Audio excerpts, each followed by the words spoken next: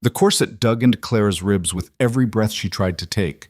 Her mother's hands worked the laces tighter, yanking them with a practiced violence that made stars burst behind Clara's eyes. "Hold still," Margaret Whitmore hissed. "You want to look presentable, don't you?" Clara didn't answer. Her fingers gripped the bedpost so hard her knuckles went white. The room spun slightly. Lack of air, lack of food, lack of any say in what was happening to her body, her life, her future. There. Her mother stepped back, surveying her work like a sculptor examining marble. "That'll do." Clara caught her reflection in the warped mirror across the room. The dress was red, crimson really, the color of warning signs and stop signals. Her mother had insisted on it. "Hides the flaws," she'd said. What flaws, Clara had wanted to ask. The fact that she had opinions? That she read books? That she'd turned down 2 proposals from men who smelled like whiskey and spoke to her chest instead of her face? The dress was heavy, layers of fabric that weighed her down, made her smaller somehow, even as they puffed out around her like she was something delicate that needed protecting. She wasn't delicate. She'd hauled water, mended fences, broken horses. But none of that mattered now. "Joseph Hartley is a good match," her mother said, adjusting the neckline that Clara had already tried to adjust 3 times. It sat too low. Everything about this dress sat wrong. "His father owns half the county. You should be grateful." Grateful. Clara tested the word in her mouth and found it tasted like copper. She'd met Joseph Hartley exactly once. He'd looked at her the way men looked at livestock at market, assessing value, checking teeth, measuring utility. He was 43. She was 22. He'd been married before.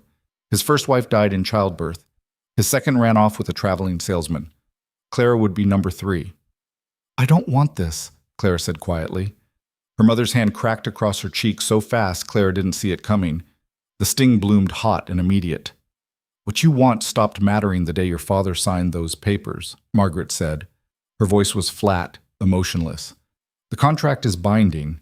The Hartleys get a wife. We get to keep our land. That's how this works." Clara's father hadn't even come upstairs to see her.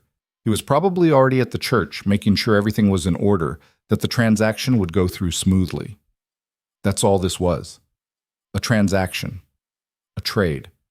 Clara Whitmore in exchange for debt forgiveness and 70 acres of grazing land. The wagon ride to the church was silent except for the creak of wheels and her mother's occasional adjustments to Clara's veil. The whole town would be there. That's how weddings worked in a place like Millfield Creek. Everyone showed up whether they were invited or not, because there wasn't much else to do on a Saturday afternoon, and free food was free food. Clara could see the church steeple rising above the cottonwood trees. White paint peeling in long strips, cross-crooked from last winter's windstorm that nobody had bothered to fix. The bells started ringing as they approached. Each clang felt like a countdown. When the wagon stopped, Clara didn't move.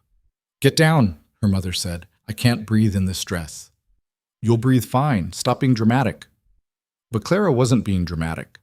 The corset had shifted during the ride, and now something sharp, a bone, a stay, something, was pressing directly into her lower ribs. Each breath was a conscious effort, a negotiation with her own lungs. Her father appeared at the side of the wagon. Thomas Whitmore was a tall man, gone soft in the middle, from too much sitting and not enough working. He looked at Clara the way he looked at everything lately, with vague disappointment and exhausted resignation. "Time to go," he said. He didn't offer his hand to help her down. Clara gathered the ridiculous volume of her skirts and climbed down herself, nearly tripping on the hem. No one caught her. She steadied herself against the wagon wheel and straightened up.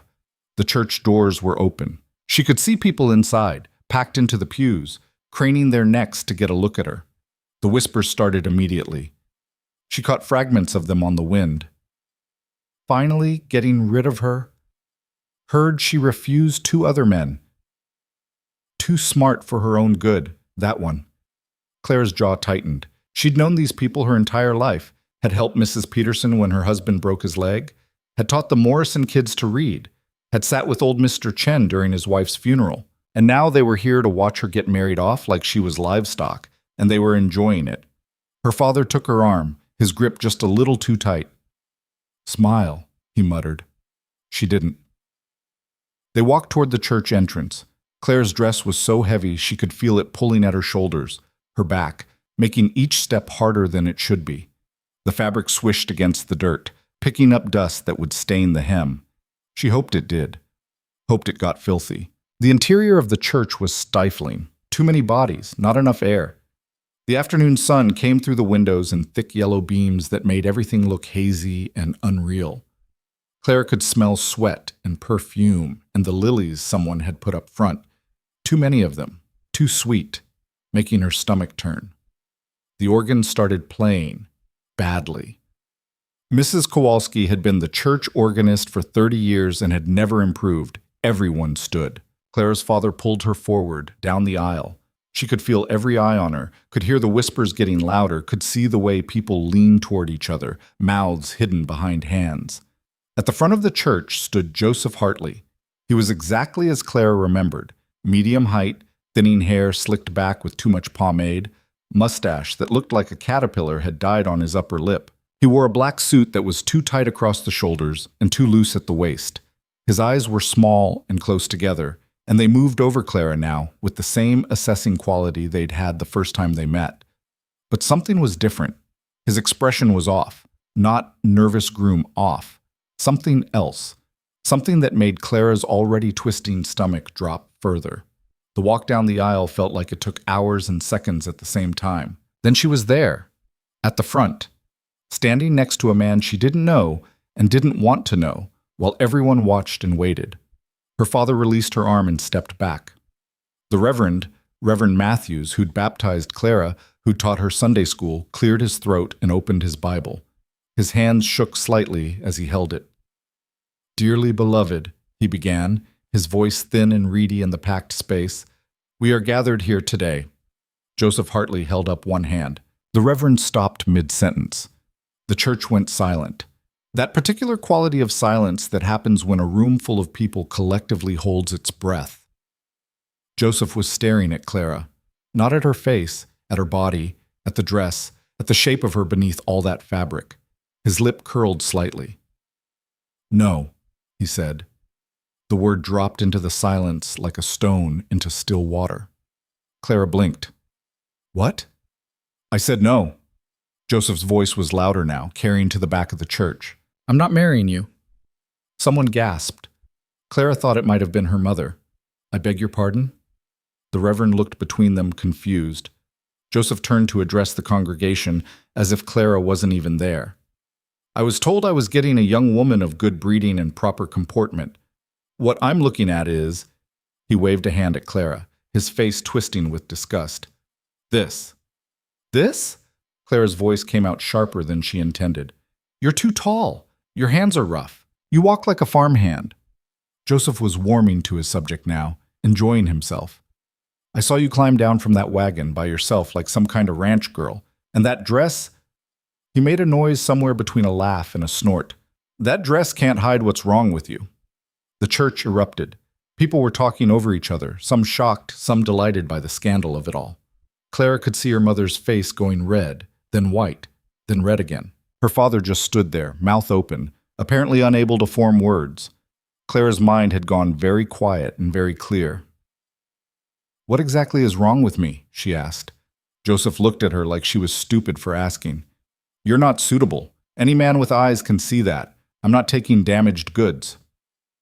Damaged goods. The words hit her like a physical blow. Clara had been called things before. Too opinionated, too independent, too difficult, but never that. Never something that made her sound like a broken tool or a horse with a bad leg. "The contract," her father started. "I don't give a damn about the contract," Joseph snapped. "I'm not marrying her. You can keep your land. I'll keep my dignity." He turned and started walking toward the side exit. The crowd parted for him like he was royalty. He didn't look back. Clara stood there in her red dress, in front of everyone she'd ever known, publicly rejected like she was nothing. The noise in the church was getting louder. Everyone talking at once. She caught pieces of it. Never seen anything like... Poor girl.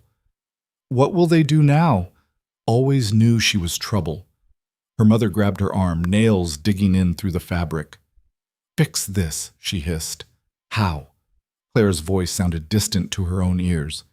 He's gone. Then find another way. We need that land, Clara. We need… Margaret. Her father's voice was quiet but firm. Stop. For once, her mother listened. Reverend Matthews was trying to restore order, holding up his hands, calling for quiet. It wasn't working. The church had descended into chaos, people standing, pointing, arguing about what should happen next. Then a new voice cut through the noise. Silence! Sheriff Bill Calhoun stepped forward from where he'd been standing at the back. He was a big man, gone gray at the temples, with a face that looked like it had been carved from old leather. When he spoke, people listened. Everyone sit down and shut your mouths. Slowly, reluctantly, the crowd obeyed. The sheriff walked up the aisle, his boots heavy on the wooden floor. He stopped in front of Clara and her parents, pulled out a folded piece of paper from his vest pocket. This, he said, holding it up, is a binding marriage contract between the Whitmore family and the Hartley family, signed, witnessed, and legally registered with the county. Clara's father nodded weakly. Yes, but Joseph just… I'm aware of what Joseph did, the sheriff interrupted. Doesn't change the fact that this contract is still binding. Miss Whitmore here was brought to this church in good faith to fulfill the terms of an agreement. The Hartleys backed out, but the Whitmores still owe. Owe what? Clara asked. The sheriff's eyes moved to her. There wasn't unkindness in them exactly, but there wasn't mercy either. Your family took an advance on this marriage. $500 and the promise of land rights. That money's been spent. The land's been worked. You can't give it back. So what are you saying? Her mother's voice had gone shrill. I'm saying that the contract requires a marriage to take place today. If not to Joseph Hartley, then to someone else. The church went quiet again. You can't be serious, Clara said. I don't make the laws, miss. I just enforce them. The sheriff turned to address the crowd. Any man here willing to take Clara Whitmore as his lawfully wedded wife, the county will transfer the disputed land rights to your name, plus, he paused, 50 head of cattle from the Hartley Ranch as compensation for the inconvenience. Clara felt like she might throw up. You're auctioning me off. I'm fulfilling a legal contract. It's the same thing. No one was looking at her. They were all looking at each other, doing calculations, weighing options. The men in the crowd were looking at her with new interest now, not romantic interest, but economic interest. She was property. She was livestock. She was a business opportunity. I'll consider it, someone called out. Clara turned to see Walter Preston standing up. He was 60 if he was a day, had buried 3 wives already, and had a reputation for being handy with his fists when he drank, which was often. Sit down, Walter, the sheriff said tiredly. You're too drunk to know what you're agreeing to. Walter sat down, grumbling. Anyone else? The sheriff waited. Martin Tucker raised his hand halfway, then lowered it when his wife elbowed him hard in the ribs. The Brennan brothers were whispering to each other, clearly discussing the cattle situation. One of them stood up. How many cattle did you say? James Brennan called out. 50 head. James looked at Clara, then at his brother, then back at the sheriff. And the land? 70 acres already cleared and fenced. The brothers conferred again. Clara watched them discuss her future like she was a horse they were thinking about buying. James shook his head. Too much risk, apparently. They both sat down. More whispers. More calculations. No one was standing up. Clara's cheeks were burning. The corset was still too tight. She couldn't get a full breath. The church was too hot, too crowded, too full of people who were watching her be weighed and found wanting over and over again. Anyone? The sheriff asked again. Silence. Gentlemen, this is a legal matter. Someone has to… No one has to do anything, a voice from the back said. Heads turned. Clara couldn't see who had spoken. The crowd was too thick, the light too hazy. That's not how this works, the sheriff said, irritation creeping into his voice. Seems to me that's exactly how it works. The voice was closer now. Someone was walking up the aisle. You can't force a man to marry someone he doesn't want to marry, even for 50 cattle and 70 acres. The crowd parted. The man who emerged was tall, taller than anyone else in the room, and built like someone who worked for a living. His clothes were clean but worn, dark pants, white shirt with the sleeves rolled up, vest that had seen better days. His face was weathered, tanned from sun and wind, with lines around his eyes that suggested he spent a lot of time squinting at horizons. His hair was dark, a little too long, pushed back from his face. He had a few days' worth of stubble on his jaw. But it was his eyes that caught Clara's attention. They were gray, the color of storm clouds, and they were looking directly at the sheriff, not at her. "Cole Mercer," the sheriff said. "Didn't know you were in town." "I'm not, usually." The man, Cole, stopped a few feet from the front. Was passing through, heard the commotion. "Then you know what's happening here. I know what you're trying to make happen." Cole's voice was quiet, but it carried. "Doesn't mean it's right. It's legal. Legal and right aren't always the same thing." The sheriff's jaw tightened. "You got something useful to contribute, or are you just here to philosophize?" Cole didn't answer right away.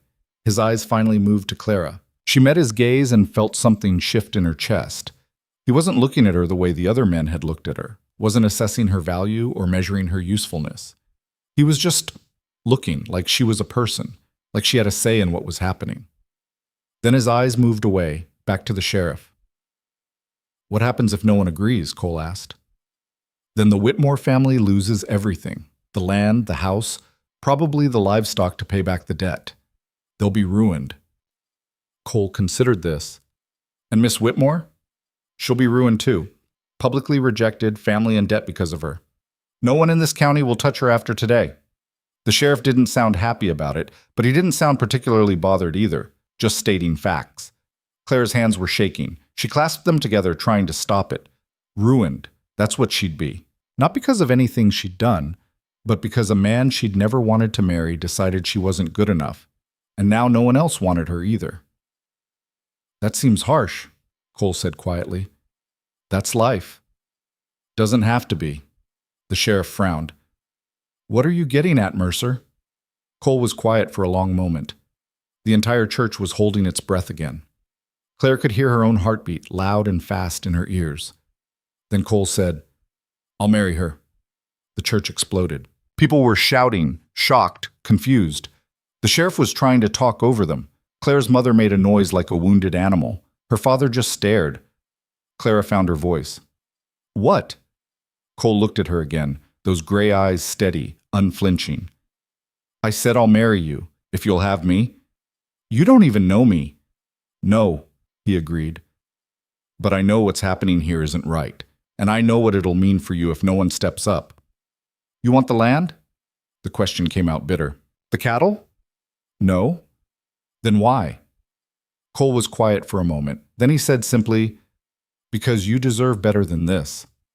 Clara didn't know what to say to that, didn't know what to do with it. This stranger, this man she'd never met, was offering to marry her for no reason she could understand. No profit, no gain, just because he thought she deserved better. It didn't make sense. Nothing about today made sense. "Hold on," the sheriff said. "Cole, you can't be serious." "I am.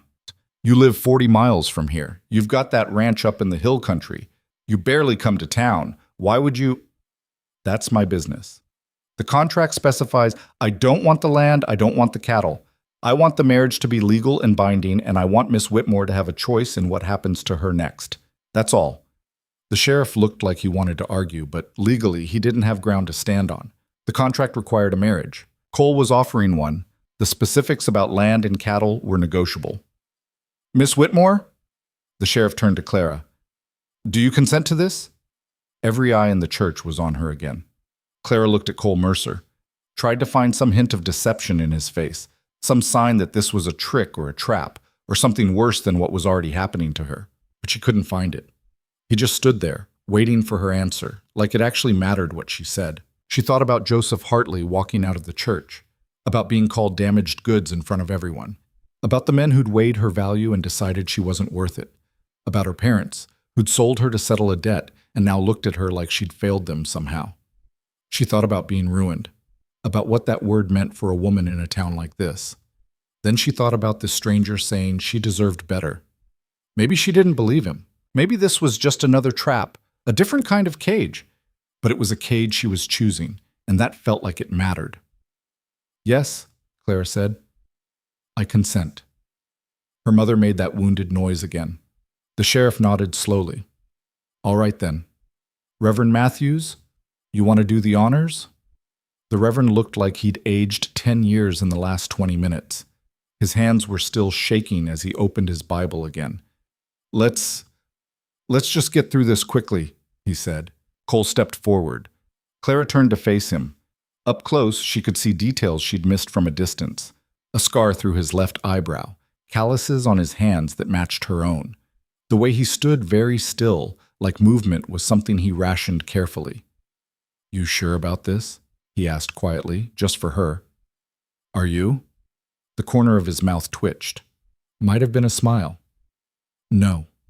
Honest, at least. The Reverend was talking, rushing through the ceremony like he wanted to get it over with before anyone else could object or something else could go wrong. Clara barely heard him. She was too focused on trying to figure out who this man was, why he was doing this, what he wanted from her. Do you, Cole Mercer, take this woman? I do. Do you, Clara Whitmore, take this man? I do. Then by the power vested in me, I now pronounce you man and wife. No kiss. Cole didn't try, and Clara was grateful for it. They just stood there, two strangers who were now legally bound to each other, while the church erupted into whispers and exclamations, and at least one person, Clara thought it was Mrs. Henderson, openly weeping. The sheriff stepped forward with papers. Need both of you to sign here. Clara signed her name in shaky script. Cole's signature was neat, controlled. The sheriff witnessed it, stamped it, tucked it away. That's it, he said. You're married. Clara waited to feel different. She didn't. Can we leave now? Cole asked. Nothing stopping you. Cole turned to Clara. Do you have anything you need to collect? From your family's house? Clara thought about her room, her books, the quilt her grandmother had made, a few dresses that actually fit. Yes. We'll get them. Come on. He started walking toward the door. Clara followed, her heavy dress dragging behind her. As they passed through the crowd, people pulled back like she might contaminate them. She caught sight of Joseph Hartley standing by one of the windows, watching with his arms crossed and a smug expression on his face, like he'd won something. Clara held her head up and kept walking. Outside, the air was cooler, clearer. She could breathe a little better. Cole had a horse tied up near the far end of the church, a big bay gelding with kind eyes. He untied the reins, but didn't mount yet. Where do your parents live, Xiao? He asked. 2 miles west. The house with the green shutters. He nodded. We'll walk there. Horse can carry your things when we leave. Leave to where? My ranch, up in the hill country. About a day's ride from here. A day's ride. Clara had never been more than 10 miles from Millfield Creek in her entire life. What's it like? She asked. Quiet, remote, hard work. He glanced at her. Not much in the way of company. Sounds perfect. But that almost smile again. We'll see if you still think that in a week. They started walking. Behind them, people were spilling out of the church, still talking, still processing what had just happened. Clara didn't look back. Her feet hurt. The shoes her mother had made her wear were too tight, and she could feel blisters forming. The dress was still too heavy, the corset still too tight. But she was walking away from that church, from Joseph Hartley's rejection, from all those people who'd watched her be auctioned off like cattle. She was married to a stranger, but she was walking away. That felt like something. They walked in silence for a while. Clara kept expecting Cole to say something, to explain himself, to tell her what he wanted, to reveal whatever ulterior motive he must have. Men didn't just marry women they'd never met for no reason. But he didn't say anything, just walked beside her leading his horse, not pushing her to talk or fill the silence. Finally, Clara couldn't stand it anymore. Why did you really do it? She asked. Cole was quiet for several steps. Then, you ever see something happening that you know is wrong, and you know you can stop it, and you know if you don't stop it, you're going to regret it? Yes. That's why. It wasn't much of an answer, but it was something. They reached her parents' house just as the sun was starting to dip toward the horizon. The green shutters her father had painted 3 years ago were already starting to peel. The porch sagged in the middle. It had never been much of a house, but it had been hers. Her parents' wagon was already there. They must have left the church right after the ceremony. Clara stopped at the bottom of the porch steps. I need to go in alone, she said. Cole nodded. I'll wait here. Clara climbed the steps. The front door was unlocked. She pushed it open and stepped inside. Her mother was in the kitchen, slamming pots around. Her father sat at the table, staring at nothing. They both looked up when Clara entered. Come to say goodbye? Her mother asked. Her voice was acid. Come to get my things. Your things? As if you have any right to anything in this house after what you've done. What I've done? Clara's voice rose. I did exactly what you told me to do. I showed up at that church. I wore the dress. I stood there while you sold me like livestock. What else was I supposed to do? You were supposed to marry Joseph Hartley. He didn't want me. You heard him. He said I was damaged goods. Her mother's face twisted. And whose fault is that? If you'd been more agreeable, more feminine, more what? More willing to pretend I'm something I'm not? Clara was shaking again, but not from fear this time, from anger. Pure, hot anger that she'd been holding back for weeks. You put me in a dress that I can't breathe in and sent me to marry a man I don't love, and when he rejected me, you blamed me for it. Well, I'm married now. To someone else. The contract is fulfilled. Your debt is settled. You got what you wanted. We wanted security, her father said quietly. He still wasn't looking at her. We wanted to know you'd be taken care of. You wanted to get rid of me. Don't pretend it was anything else. Silence. Clara went to her room. It was small, barely big enough for a bed and a trunk, but it had been hers. She opened the trunk and started pulling out clothes, her everyday dresses, worn but serviceable, a winter coat, the quilt, her books, 3 of them, precious and carefully preserved. She could hear her mother in the kitchen, still slamming things. Her father appeared in the doorway. Clara? He said. She didn't look up, just kept packing. This man, Cole Mercer. You don't know him. I don't know Joseph Hartley either. What's your point? My point is, he paused, be careful. Now Clara did look up. Her father looked old. When had he gotten so old? Why? She asked. You weren't careful with me. I did what I thought was best. You did what was easiest. He flinched. Good. Clara finished packing. She changed out of the red dress, had to call for her mother to unlace the corset, which was done in furious silence, and put on one of her regular dresses. Brown, simple, with buttons she could manage herself. She could breathe again. She rolled up the red dress and stuffed it in the bottom of her trunk. Maybe she'd burn it later. Maybe she'd keep it as a reminder. She hadn't decided yet. When she came back out to the main room, carrying her trunk and her bundle of quilts and books, her parents were both in the kitchen. Neither of them said goodbye. Clara walked out the door and didn't look back. Cole was exactly where she'd left him, standing with his horse, looking out at the horizon. He turned when he heard her footsteps. That everything? He asked. Yes. He took the trunk from her without asking, secured it to the horse's saddle with practiced efficiency. The bundle of quilts and books went into a saddlebag. We should go, he said. Want to put some distance between us and town before dark. Clara nodded. Cole swung up into the saddle, then offered her his hand. She took it, letting him pull her up behind him. She'd ridden double before, knew how to balance, where to hold on. The horse started walking. Clara didn't look back at the house, didn't look back at the town, just held on as they rode west, into the setting sun, toward a future she couldn't predict with a man she didn't know. Behind her, everything she'd ever known was disappearing.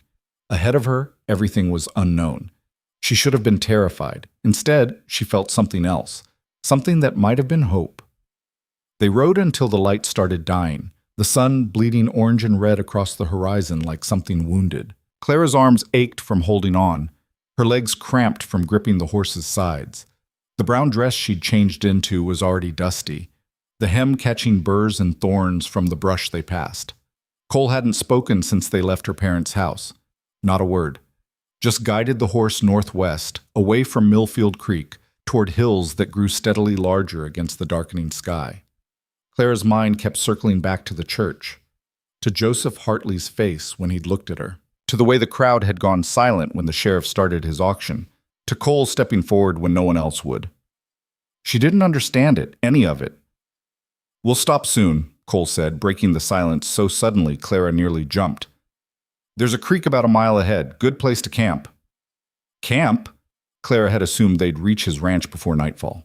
Ranch is still another day's ride, maybe more depending on the weather.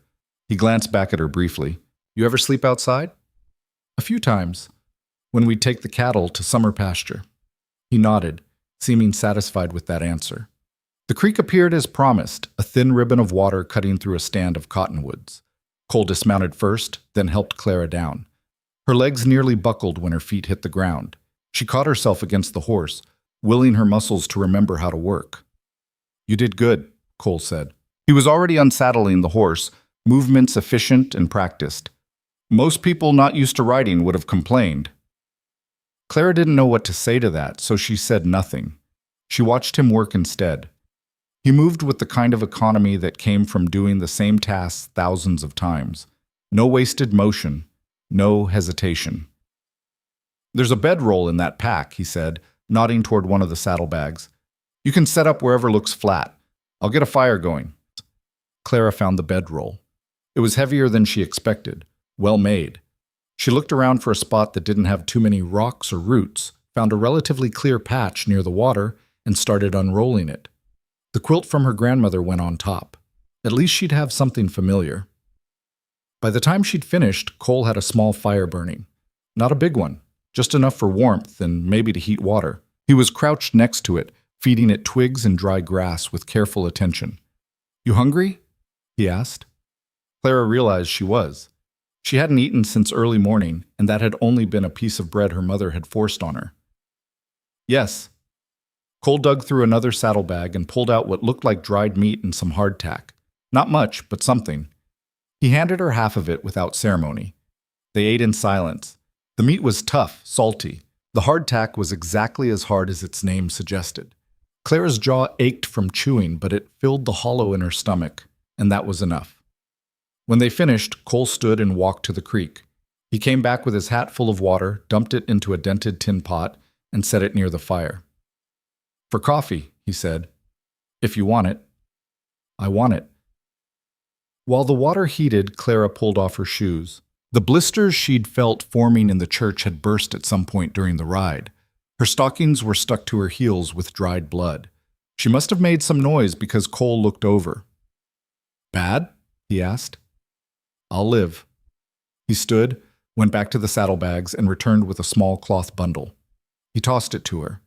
Inside was a tin of something that smelled like pine and grease. Salve, he said. For the blisters. Clean them first. Clara looked at him, then at the creek, then back at him. I'll stay by the fire, Cole said, understanding without her having to ask. Give you privacy. He turned his back and busied himself with the coffee. Clara went to the creek, hiked up her skirt, and peeled off the ruined stockings. The water was cold enough to make her gasp.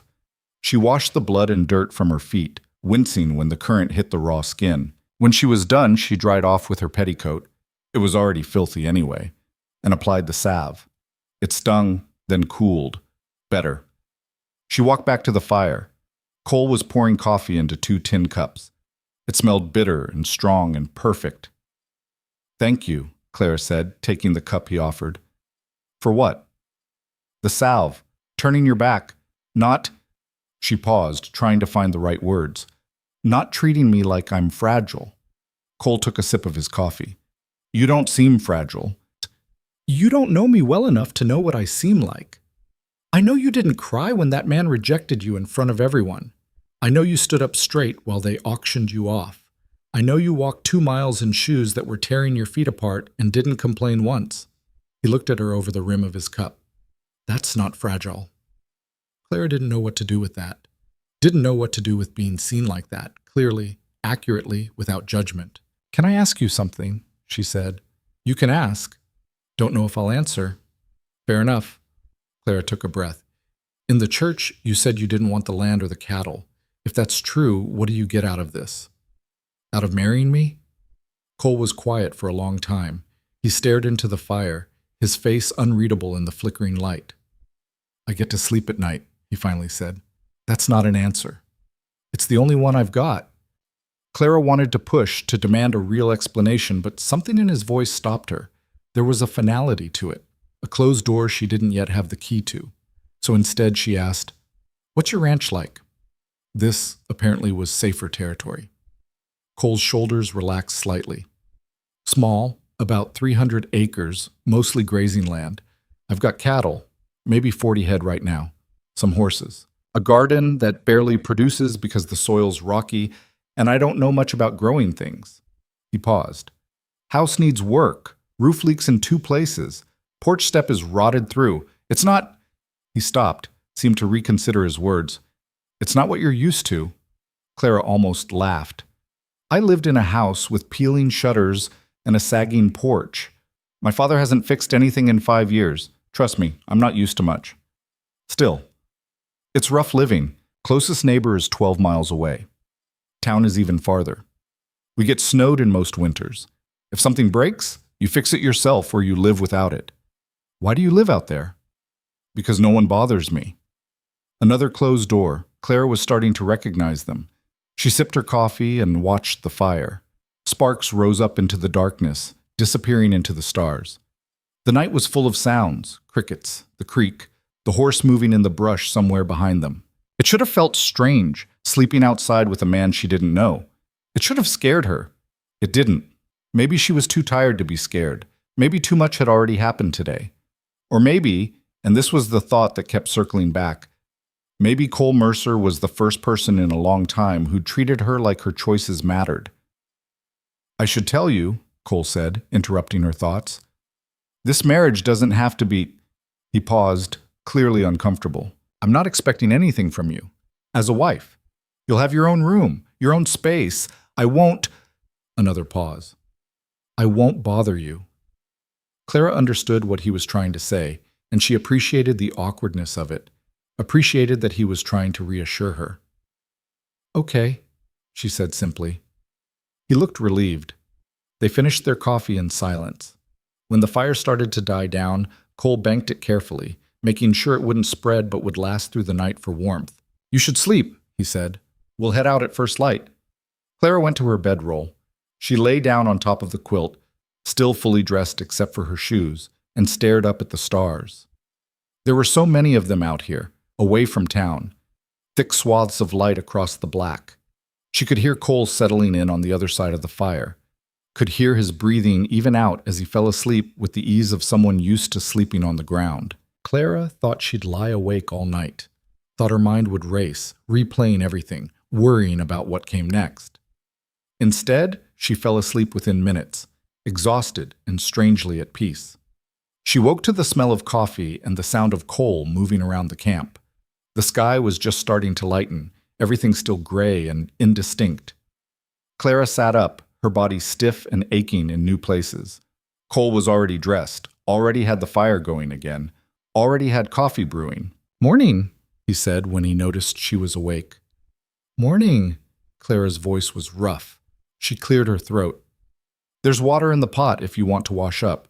We'll eat something quick, then get moving." They fell into an efficient rhythm. Clara washed her face and hands in the creek while Cole saddled the horse, then they switched. Breakfast was more dried meat and hardtack. Clara was already sick of it, but she ate without complaining. When they were ready to leave, Cole helped her up onto the horse again. Her legs protested, muscles sore from yesterday's ride, but she settled in behind him and tried to find a position that didn't make everything hurt. They rode through the morning as the sun climbed higher. The landscape was changing, becoming more rugged. The flat prairie gave way to rolling hills, then to steeper terrain with rocky outcroppings and sparse trees. The air was cooler up here, drier. Around midday, they stopped to rest the horse. Clara slid down and immediately had to grab onto the saddle to keep from falling. Her legs were shaking. "You need to walk a bit," Cole said. "Keep the blood moving." He was right. Clara forced herself to walk in circles around the small clearing where they'd stopped, willing her muscles to loosen up. It helped, but not much. Cole was watching her with an expression she couldn't read. "What?" Clara asked. "You're tougher than you look." "That's the second time you've said something like that. Do I look particularly soft?" "You look like a woman who was raised to marry well and run a household, not like a woman who can ride all day without complaint." "Shows what you know," Clara said. I can't run a household worth a damn, but I can ride, rope cattle, mend fence, and break a horse if I have to. My father needed sons. He got me instead, so I learned. Cole's expression shifted. Something that might have been respect. Why'd he marry you off then? If you were useful. Because he owed money, and I was the only thing he had worth trading. Clara heard the bitterness in her own voice and didn't try to hide it. Turns out, I wasn't even worth that. You're worth more than you think. You don't know me well enough to know what I'm worth. Keep telling me that, Cole said. Doesn't make it less true. They mounted up again and kept riding. The hills grew steeper. The path, if you could call it that, became rockier, harder to navigate. Cole guided the horse with practiced ease, taking his time, not pushing. Clara's mind wandered. She thought about her mother's face in the kitchen, furious and disappointed. Thought about her father, who couldn't even look at her when she left. Thought about the town she'd grown up in, the people who'd watched her be humiliated and done nothing. She didn't miss any of it. That realization should have scared her. Instead, it felt like relief. Late afternoon, they crested a ridge and Cole pulled the horse to a stop. There, he said, pointing. Clara followed his gesture. Below them, in a valley carved between two rocky hills, sat a small ranch. A house, single story, wood construction, smaller than she'd expected. A barn that looked sturdier than the house. A corral with a few horses. Cattle scattered across the grazing land beyond. It was isolated, remote, the kind of place you'd only find if you knew where to look. It looked like freedom. That's home, Cole said. There was something in his voice, not quite pride, but maybe satisfaction, like he'd built something here and it mattered. They rode down into the valley. As they got closer, Clara could see what Cole had meant about the house needing work. The roof sagged in places. One of the shutters hung crooked. The porch did indeed have a rotted step. She could see the gap in the wood from here. But the barn looked solid. The fences were well maintained, the cattle looked healthy.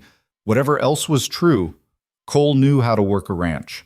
He stopped the horse in front of the house and dismounted, then helped Clara down. Her legs were beyond protesting now. They just gave up entirely. She would have fallen if Cole hadn't caught her. Easy, he said. His hands were steady on her arms, holding her upright until she found her balance. Sorry, I'm not usually this useless. You're not useless. You're tired. There's a difference. He released her once he was sure she could stand. Come on, I'll show you inside. The house was dim and cool after the bright afternoon sun. Claire's eyes took a moment to adjust. When they did, she saw a single large room that served as kitchen, dining area, and sitting room all at once. A fireplace at one end. A rough-hewn table with two chairs, cabinets that looked handmade, uneven but functional. A stove that had seen better days. Two doors led off the main room. Cole gestured to one. That's my room, he said. Then he pointed to the other. That one's yours. Clara walked to the second door and pushed it open. Inside was a small room, barely bigger than the one she'd had at her parents' house. A bed frame with a thin mattress. A trunk at the foot of the bed. A single window that looked out toward the hills. It was sparse. Nearly empty. It was hers. I know it's not much, Cole said from behind her. I can build some shelves if you want, for your books. Clara turned to look at him. He was standing in the doorway, not entering her space, waiting for her response. It's perfect, she said. He looked surprised. You don't have to say that. I'm not. It's mine, isn't it? That makes it perfect. Something shifted in Cole's expression. He nodded once, then stepped back. I'll get your things from the horse. You should rest. He disappeared before Clara could respond. She heard him outside, talking quietly to the horse, the sounds of bags being unpacked.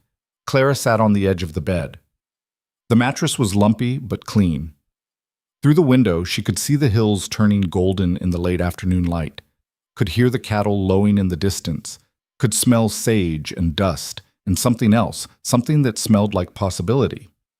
Cole brought her trunk and her bundle of quilts. He set them down just inside her door without entering the room. I need to tend to the livestock, he said. Check on things. You can settle in. There's food in the cabinet if you're hungry, water in the barrel by the door. Do you need help? He paused. You know how to milk a cow? Yes. Then, yeah, I could use help, but not today. Today you rest. He turned to leave, then stopped. Clara? Yes? I'm glad you're here. He said it simply, like it was a fact, then walked out.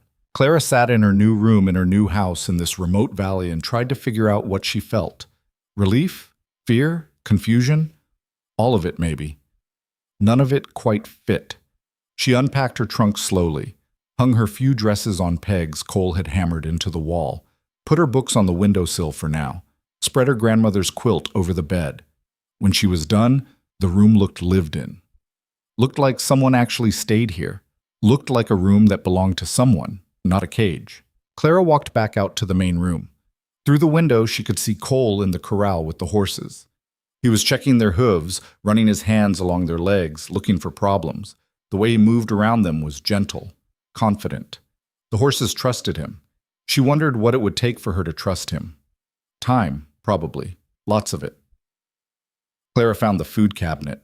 Inside were basics: flour, salt, coffee, beans, a jar of preserves that looked homemade. She started taking stock of what was there, what she could make with it. Her mother had taught her to cook, at least. That was something useful. By the time Cole came back inside, Clara had water heating on the stove and was assessing the state of the pantry. "What are you doing?" he asked. "Figuring out what we have for dinner." "I told you to rest." "I'm not good at resting. Rather be useful." Clara turned to face him. "Unless you prefer I don't touch your kitchen?" "It's your kitchen too now." "Then I'm making dinner. Do you like beans?" Cole's mouth twitched in that almost smile. "I eat beans pretty much every night, so I guess I better like them." Clara found a pot and started soaking the dried beans. Cole watched her for a moment, then went to clean up. When he came back, his face and hands were scrubbed, his hair wet and slicked back. They moved around each other in the small space with surprising ease. Clara cooked. Cole set the table. 2 plates, 2 forks, 2 cups. Nothing fancy, nothing extra. When the beans were done, Clara added some of the preserves, apricot, she thought, and a bit of salt. It wasn't much, but it smelled good. Better than hardtack anyway. They sat down to eat. Cole took a bite, then looked at her with genuine surprise. "This is good." "You sound shocked." "I am. I thought I was doomed to eat my own cooking for the rest of my life." "How long have you lived out here alone?" 3 years. "And before that?" Cole's expression closed off. "Another door." "Before that was before that." Clara let it go. She was getting used to the doors, learning which ones might open eventually and which ones were locked tight. They ate in comfortable silence. When they finished, Clara started to clear the plates, but Cole stopped her. "I'll do it," he said. "You cooked." "We can both do it." "Fine." They washed the dishes together. Clara washed, Cole dried. It was domestic in a way that should have felt strange, but didn't. It felt normal, natural. When everything was clean and put away, Cole added wood to the stove and checked the damper. "Gets cold at night up here," he said. "Even in summer. You've got extra blankets in that trunk if you need them." "Thank you." They stood there awkwardly for a moment, neither quite sure what came next. Finally, Cole said, "I usually turn in early. Sunup comes fast." "I'll probably do the same." "All right then." He hesitated. "Clara?" "Yes?" "If you need anything, during the night, or any time, just—" He gestured vaguely. "Just say something. I'm a light sleeper." "Okay." "Okay." He nodded, then disappeared into his room, closing the door behind him. Clara went to her own room. She changed into her nightdress, plain cotton, worn soft from years of washing, and climbed into bed. The mattress was lumpy, but the quilt smelled like home, and that helped. She lay in the dark, listening to the unfamiliar sounds of this new place. The wind against the walls, mice or maybe rats in the ceiling, the distant call of an owl. She thought about how this morning she'd woken up in her parents' house, expecting to marry Joseph Hartley. Thought about how that life, the one she'd been headed toward, had exploded in the span of an hour. Thought about Cole Mercer stepping forward when no one else would. She still didn't understand it, didn't understand him, but she had time now. Time to figure it out. Time to figure out who she was in this new place, this new life. For the first time in months, Clara felt like she could breathe all the way down to the bottom of her lungs. She fell asleep to the sound of the wind and woke to sunlight streaming through her window and the smell of coffee. When she emerged from her room, Cole was already up, already dressed, already had breakfast started. "Morning," he said without turning around. "Morning? You always wake up this early?" "Cows don't care if you're tired. They want to be fed." Clara found this funny for some reason. She poured herself coffee and watched Cole work. He moved through the kitchen with the same efficiency he did everything else. No wasted motion, no hesitation. "I meant what I said yesterday," Clara said, "about helping. I'm not going to just sit around." Cole glanced at her. "I believe you, but maybe give yourself a day or two to settle in first." "I'm settled." "You just got here yesterday." "And I'm settled, so what needs doing?" Cole studied her for a moment, then shrugged. "All right, after breakfast, we'll check the cattle. Make sure none of them wandered off or got hurt. Then there's fence that needs mending on the south pasture, chickens to feed, garden to weed, though I'm pretty sure the weeds are winning that battle." "Sounds like a full day." "Every day's a full day out here." They ate quickly, scrambled eggs that were slightly burned and more of that endless coffee. Then Clara changed into her oldest dress, the one she used for hard work, and followed Cole outside. The morning was cool and clear. The sun was just clearing the eastern hills, painting everything gold and pink. Clara paused for a moment, just taking it in. The quiet, the space, the sheer bigness of the sky. "Pretty, isn't it?" Cole said. "Yeah, it really is." They spent the morning riding the property line, checking on cattle. Cole taught her the brand to look for, a simple CM burned into the hide. Showed her which cows were likely to calve soon, which ones had a tendency to wander. He talked more out here, with the cattle, than he did in the house. Like being outside made words easier. Clara asked questions. Cole answered them. They fell into a rhythm. By midday, they'd counted all the cattle and found them healthy. They rode back to the house for a quick lunch, then headed out to the south pasture where the fence needed work. The problem was obvious. A section of posts had rotted through, and the wire was sagging. Cole had already cut new posts. Now they just needed to be set. "You ever done this?" he asked. "Once or twice. I'm better at it than my father." "Low bar?" "Very low bar." They worked together. Clara held the posts steady while Cole drove them into the ground with a heavy mallet. Then they strung new wire, pulling it tight, securing it with practiced hands. It was hard work, hot work, but there was something satisfying about it, something real. By the time they finished, the sun was starting its descent. Clara's hands were blistered, her back ached, her dress was filthy. She felt great. Cole looked at her, taking in her disheveled state, and that almost smile appeared again. "What?" Clara asked. "Nothing. Just, you weren't lying. You do know how to work." "Told you." "Yeah, you did." They rode back to the house as the sky turned orange and purple.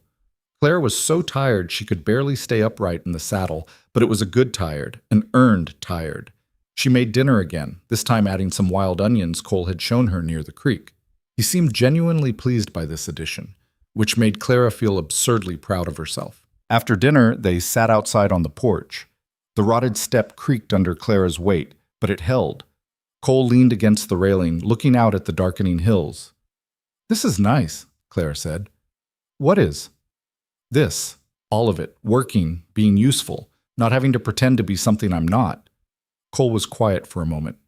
Then he said, "You don't have to pretend here, ever. Just be yourself. That's enough." Clara looked at him, really looked at him. He meant it. She could see it in his face, hear it in his voice. "Thank you," she said quietly. "For what?" "For stepping up. In the church. You didn't have to do that." "Yeah, I did." "Why?" Cole stared out at the hills for a long time. When he finally spoke, his voice was low, almost too quiet to hear. "Because I know what it's like to be looked at like you're less than human. To have people decide your worth based on things you can't control. And I know what it does to you when no one steps in." He paused. "I couldn't watch it happen to someone else. Not when I could stop it." Clara waited for him to say more, but he didn't. Just stood there, shoulders tight, jaw set. She wanted to ask about his past, wanted to know what had happened to him, what had carved those lines around his eyes and taught him to close doors so completely. But she didn't ask, because she understood now. The doors would open when they were ready. Maybe never. Either way, it wasn't her choice to make. "Well," she said instead, "I'm glad you did. Step in, I mean." Cole nodded once. Then he straightened up. "I'm heading to bed. Early start tomorrow." "What's tomorrow?" "Same as today. Cattle, fences, whatever breaks that needs fixing." "Sounds perfect." He looked at her like he was trying to figure out if she was being sarcastic. When he realized she wasn't, that almost smile appeared again. "Yeah," he said. "It kind of is." He went inside. Clara stayed on the porch a little longer, watching the stars emerge one by one. The air smelled like sage and dust and grass. An owl called from somewhere in the cottonwoods. She thought about her old life, about the church, about Joseph Hartley's rejection. It all felt very far away, like it had happened to someone else. Clara went inside, washed up, and climbed into bed. Sleep came quickly, heavy and dreamless. When she woke the next morning, she felt something she hadn't felt in a long time. She felt like she was exactly where she was supposed to be. The days fell into a pattern that Clara found herself clinging to like a lifeline. Wake before dawn, coffee with Cole in the quiet kitchen, neither of them talking much because the silence felt right. Then out to the animals, feeding, watering, checking for injuries or illness. The work was constant, physical, demanding. Clara loved every minute of it. 3 weeks passed before she realized she hadn't thought about Millfield Creek in days. She was mending a harness in the barn when the realization hit. Her hands stilled on the leather, needle poised mid-stitch. She'd been so focused on learning the rhythms of the ranch, on proving to Cole, and maybe to herself, that she could handle this life, that her old life had simply faded into background noise. "You all right?" Clara looked up. Cole was standing in the barn doorway, silhouetted against the afternoon sun. He'd been shoeing one of the horses in the corral. "Fine," she said. "Just thinking." "About?" "About how I don't miss home. Is that wrong?" Cole walked into the barn, wiping sweat from his forehead with his sleeve. "Don't see how. From what you've told me, there wasn't much there to miss." He had a point. Clara went back to her stitching. Cole sat down on a hay bale nearby, close enough to talk, but far enough to give her space. That was his way. Always careful about distance, about boundaries. "I was thinking," he said after a moment, "we should go into town next week, stock up on supplies before winter." Clara's hand stilled again. "Town?"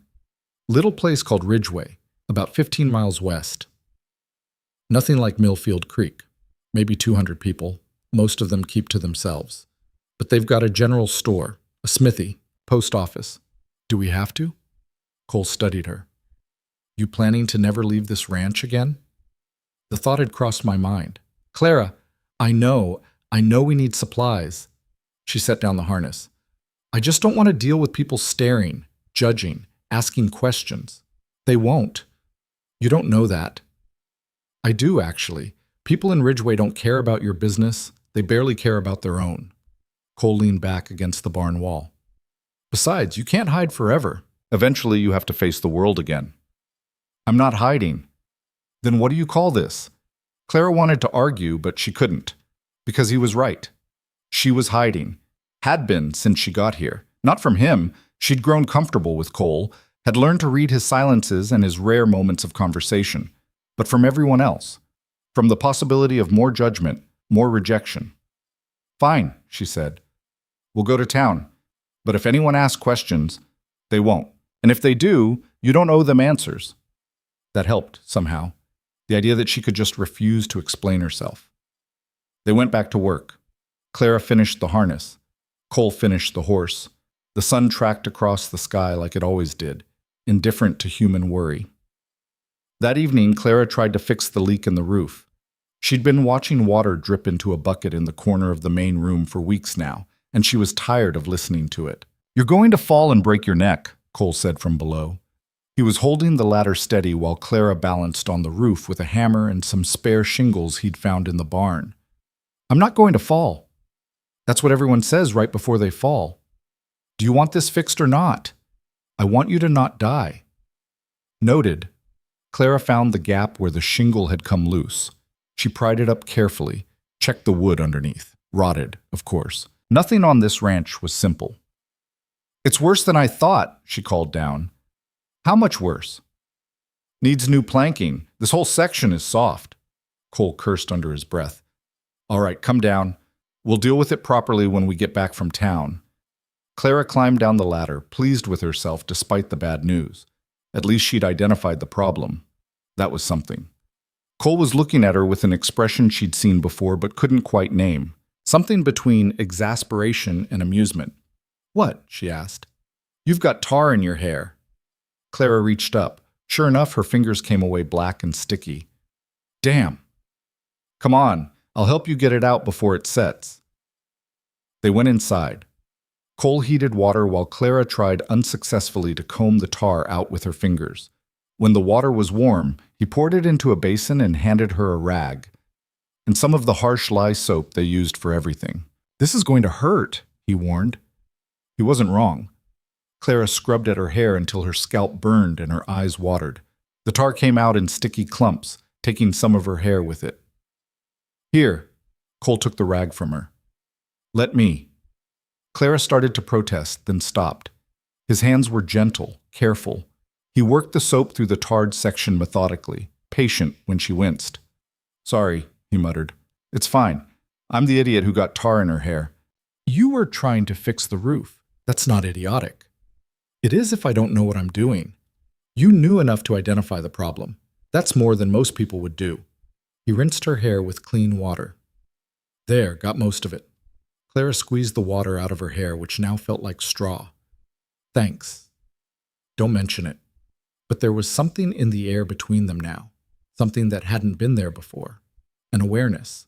Clara felt it in the way Cole's fingers had moved through her hair, in the way he'd stood close enough that she could smell the leather and wood smoke scent that seemed to follow him everywhere.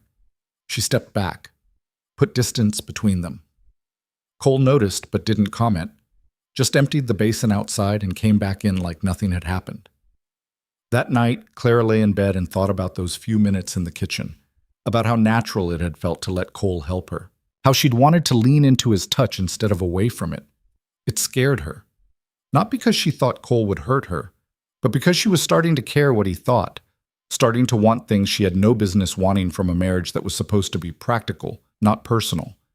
She pushed the thoughts away and forced herself to sleep. The day they were supposed to leave for Ridgeway, Clara changed her dress 3 times before settling on the brown one she'd worn the day she left Millfield Creek.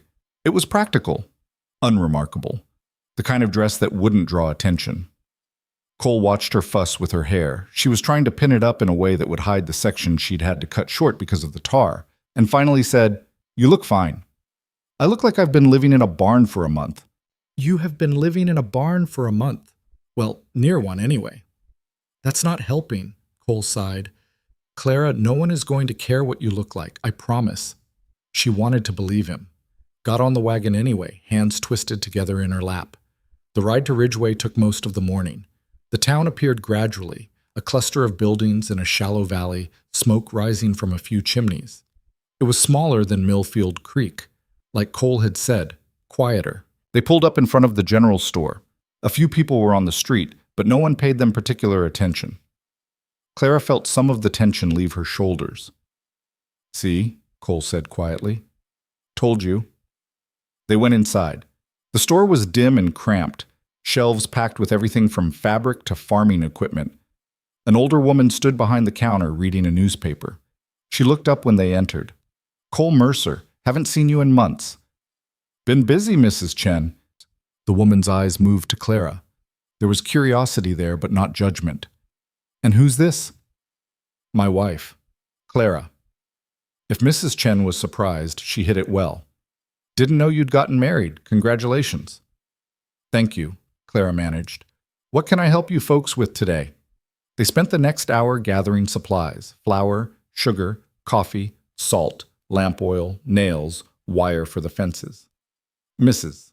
Chen wrapped everything efficiently, chatting about the weather and the upcoming harvest, but never once asking personal questions. Clara started to relax. When they'd loaded everything into the wagon, Cole said, I need to stop by the smithy. You want to come or wait here? I'll come. They walked down the dusty street together. A few people nodded at Cole in passing. One man, grizzled and weathered, stopped to shake his hand. Good to see you, Cole. You too, Frank. The man glanced at Clara but didn't ask, just tipped his hat and moved on. The smithy was at the far end of town, a low building with a forge that radiated heat even from outside. The smith was a massive man with arms like tree trunks and a face that had clearly lost a few arguments with hot metal. Cole, he said when they walked in. His voice was surprisingly soft for someone his size. Need something fixed?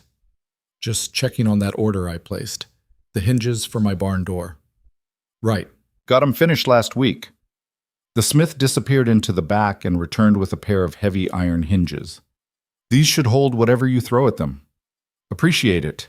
Cole paid him, and they headed back to the wagon. Clara was starting to think this trip might actually be okay when she saw them. Two women standing outside what looked like a boarding house, watching her and Cole. They weren't being subtle about it. One of them whispered something to the other, and they both turned to stare more openly. Clara's stomach tightened. Cole noticed. Ignore them. They're staring. So, let them stare. But Clara couldn't ignore it.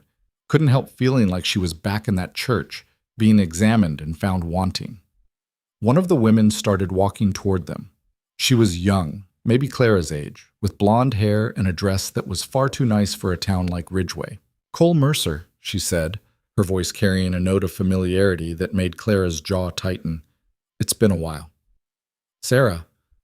Cole's tone was neutral, careful. The woman, Sarah, looked at Clara with undisguised interest. And this must be the wife I've been hearing about. News travels fast, Cole said. In a town this size? Always does. Sarah smiled, but it didn't reach her eyes. I have to say I was surprised. Never thought you'd settle down. Things change. Apparently. Sarah's gaze swept over Clara, assessing. Where are you from? Does it matter? Clara asked before she could stop herself. Sarah's smile faltered. I was just making conversation. Well, don't. There was a moment of stunned silence. Then Sarah's expression hardened. Rude, she muttered, turning on her heel and walking back to her friend. Cole let out a breath. That was... I don't care, Clara said. She climbed up into the wagon seat. Can we go now? Cole didn't argue. Just climbed up beside her, took the reins, and guided the wagon out of town. They were a mile down the road before he spoke. You want to talk about it? No? Sarah was just... I said no. Cole fell silent. Clara stared straight ahead, jaw clenched, furious at herself for losing her composure, for letting one nosy woman get under her skin. After a while, Cole said quietly, For what it's worth, I thought you handled that just fine. Clara looked at him. I was rude. She was prying. There's a difference. You know her. It wasn't a question. Cole's hands tightened on the reins. Yeah, he admitted. There was a time when I thought... He stopped, frustrated. It was a long time ago, before I bought the ranch, before I decided I wanted to be alone. What happened? She wanted things I couldn't give her. A nice house in town. Social standing, respectability. He glanced at Clara. I wanted to disappear into the hills and never deal with people again. Wasn't much room for compromise. Clara thought about that. About Cole choosing solitude over companionship. About what that said about him. And about what he'd given up to marry her. Do you regret it? She asked. Being stuck with me instead? Cole pulled the wagon to a stop. Turned to face her fully. I'm not stuck with you, he said. And no, I don't regret it. Not for a second. Why not? Because you don't want me to be something I'm not. You don't push me to talk when I don't want to talk, or socialize when I'd rather be alone. You work hard, you don't complain, and you're the first person I've met in years who doesn't make me feel like I have to perform some version of myself that fits what they expect. He paused. So, no, Clara. I don't regret marrying you. Do you regret marrying me? Clara thought about the church, about Joseph Hartley, about her parents' house and the life she'd been headed toward.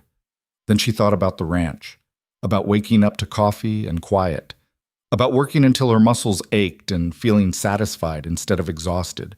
About Cole teaching her to rope cattle and fix fences and all the things she'd wanted to learn but never had the chance. "No," she said. "I don't regret it either." Something passed between them. An understanding. A recognition of what they'd built together, even if neither of them quite knew what to call it. Cole clicked his tongue at the horses, and they started moving again. They rode in comfortable silence for a while. Then Clara said, "I'm sorry I snapped at her." "Don't be. She had it coming. Still, I could have handled it better." "Maybe. But sometimes people need to be told to mind their own business. Nothing wrong with that." Clara smiled despite herself. "You really don't care what people think, do you?" "Haven't in a long time. Life's easier that way. Teach me how." Cole looked at her. "You're already learning. You just don't know it yet." When they got back to the ranch, they unloaded the supplies in silence. Clara's mind was still turning over the encounter with Sarah, trying to figure out why it had bothered her so much. It wasn't jealousy. At least she didn't think it was. More like the reminder that Cole had a life before her. People who knew him in ways she didn't. A past she wasn't part of. She was putting away the flower when Cole came up behind her. "Clara?" She turned. He was standing closer than usual, his expression serious. "I need to tell you something," he said. "About Sarah. About why things ended." "You don't have to." "I do. Because if we're going to make this work, this marriage, this partnership, whatever it is, you deserve to know." Clara waited. Cole took a breath. "I was engaged to her 5 years ago, had the ring, had plans to build a house in town, the whole thing. Then my brother died." Clara hadn't known he had a brother. Cole never talked about family. "He was killed," Cole continued, his voice flat and controlled. "Shot by a man who thought he'd cheated at cards. It was stupid, pointless, and I couldn't—" He stopped. "I couldn't stay in that town. Couldn't pretend to care about social gatherings and house plans when my brother was dead over a card game. So I broke the engagement, sold everything, bought the ranch, and moved as far away from people as I could get." "Cole, Sarah didn't understand. She thought I was being dramatic. Thought I'd get over it and come back. But I never did, and eventually she stopped waiting." He looked at Clara. "So when you ask why I stepped up in that church, why I married you, it's because I know what it's like to have your life decided by other people. To be powerless. I couldn't save my brother, but I could help you, and that mattered." Clara felt something crack open in her chest. She'd been living with this man for weeks, working beside him, building something with him. But this was different. This was trust. "I'm sorry," she said quietly. "About your brother." "Me too." They stood there in the kitchen, supplies half unpacked, the afternoon light slanting through the window. Clara wanted to say something profound, something that would convey what his honesty meant to her. But the words wouldn't come. So instead she did something she'd been wanting to do for days. She closed the distance between them and wrapped her arms around him. Cole stiffened for a moment. Then his arms came up slowly, carefully, and he hugged her back. They stood like that for a long time, long enough that Clara could feel his heartbeat against her cheek, long enough that the warmth of him seeped through her dress. When they finally pulled apart, Cole's eyes were bright, and Clara's throat was tight. "Thank you," she said, "for telling me. Thank you for listening." They finished unpacking in silence, but it was a different kind of silence now. Warmer, fuller. That night, they sat on the porch again. The sky was clear, stars so thick they looked like spilled salt. Clara had brought her grandmother's quilt outside, wrapped it around her shoulders against the chill. "Winter's coming early this year," Cole said. "Can feel it." "How can you tell?" "The way the wind smells, how early the sun sets. Animals are storing more food than usual." He gestured toward the hills. "We'll be snowed in by November, probably. Maybe sooner." "What do we do until then?" "Get ready. Make sure we have enough firewood, enough food. Fix anything that needs fixing before the first freeze." He glanced at her. "It'll be tight quarters. Long days with nothing to do but wait for spring." "Sounds perfect." Cole's mouth twitched. "You keep saying that." "Because I keep meaning it." They sat quietly for a while. Then Cole said, "You're different than when you first got here." Different how? Stronger, more sure of yourself. Less, he searched for the word, apologetic. Clara thought about that. He was right. She had been apologetic when she arrived. Sorry for existing, for taking up space, for being the woman nobody wanted. She wasn't sorry anymore. This place changed me, she said. Or maybe it just let me be who I already was. Either way, it suits you. Clara pulled the quilt tighter. Cole? Yeah? I'm glad you told me about your brother, about Sarah. I know it wasn't easy. It wasn't, but you deserve to know. He paused. I'm not good at this, at talking, at being close to people. So if I'm doing it wrong, you're not doing it wrong. How do you know? Because I feel the same way. And somehow we're making it work anyway. Cole looked at her, and in the starlight, his expression was softer than she'd ever seen it. Yeah, he said quietly. I guess we are. The next morning, Clara woke to the sound of hammering. She stumbled out of bed, confused and still half asleep, and found Cole on the roof. What are you doing? She called up. Fixing this before you try to do it yourself and actually fall off this time. Clara couldn't help but smile. She made coffee and brought it outside, standing at the base of the ladder while Cole worked. You want help? She asked. Yeah. Hand me those shingles. They worked together through the morning, Clara passing materials up to Cole. Cole explaining what he was doing and why. By noon, the leak was fixed, and they both smelled like tar and sweat. You've got it in your hair again, Cole said, climbing down. Of course I do. But this time, when he helped her wash it out, Clara didn't pull away. She let him work the soap through her hair, let his fingers linger a moment longer than necessary. And when he was done, she turned to thank him and found him looking at her with an expression that made her breath catch. Clara, he said, his voice rough. Yeah? But he didn't finish the sentence, just shook his head and stepped back, and the moment passed. Clara told herself it was for the best. They had a good thing here, a partnership, a friendship, something stable and real. No need to complicate it. But that night, lying in bed, she couldn't stop thinking about the way he'd looked at her. Couldn't stop wondering what he'd been about to say. Couldn't stop wishing he'd said it anyway. The first snow came in early October, exactly like Cole had predicted. Clara woke to a world turned white and silent, everything muffled and strange. She pressed her face against the cold window glass and watched fat flakes drift down from a sky the color of old pewter. Cole was already up, already dressed, standing in the doorway of the barn and looking out at the weather with the resigned expression of someone who'd seen this before. Clara threw on her warmest dress and her coat and went outside. The cold hit her like a slap, stealing her breath. It's early, Cole said when she reached him. Even for up here. Is that bad? Depends on how long it lasts. If it melts off in a day or two, we're fine. If it sticks... He didn't finish the sentence. Didn't need to.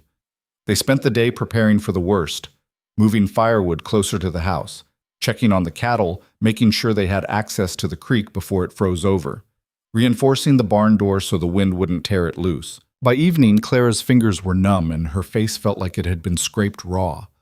But the work was done, and the house was warm, and there was stew bubbling on the stove. They ate in silence, both too tired to talk. When they finished, Cole built up the fire while Clara washed the dishes. The wind had picked up outside, howling around the corners of the house like something alive.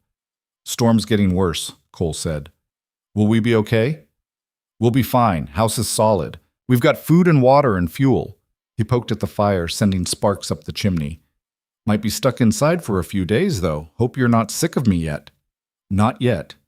That almost smile. Give it time. But 3 days later, when the snow finally stopped and they could dig their way out, Clara realized she'd enjoyed being trapped inside with him. They'd played cards with a battered deck Cole found in a drawer. Read aloud from Clara's books. Turns out Cole had a weakness for adventure stories, though he'd never admit it. Fix things that had been broken for months because there was finally time. And they'd talked, really talked, about everything and nothing. About Cole's brother. His name had been Thomas, and he'd been 2 years younger, and he'd laughed at everything. About Clara's grandmother, who taught her to sew and never once told her she should be quieter or smaller or less. about the lives they'd left behind and the life they were building together. When they finally stepped outside into the bright, snow-covered world, something between them had shifted again, deepened. Claire could feel it in the way Cole's hand would brush hers when they worked side by side, in the way his eyes would find her across a room, in the way the silence between them had stopped feeling empty and started feeling full. She didn't know what to do with it, wasn't sure she should do anything at all. By mid-November, the ranch was locked in winter. The creek froze solid. The cattle huddled together for warmth. The days were short and brutally cold, and Clara learned to dress in layers, wool and flannel, and anything else that would keep the chill out. She also learned that Cole had been downplaying how hard winter would be. The roof leaked again in a different spot. The stove started smoking, and they had to take it apart and clean out years of accumulated soot. One of the horses got sick, and Clara spent 2 nights in the barn with Cole, trying to keep the animal warm and hydrated. The horse lived, barely. Clara had never been so exhausted or so relieved. "You did good," Cole said as they walked back to the house in the pre-dawn dark. "Most people would have given up. She's a good horse. Wasn't going to let her die if I could help it." Cole stopped walking. Clara turned to look at him. "What?" she asked. "Nothing, just—" He shook his head.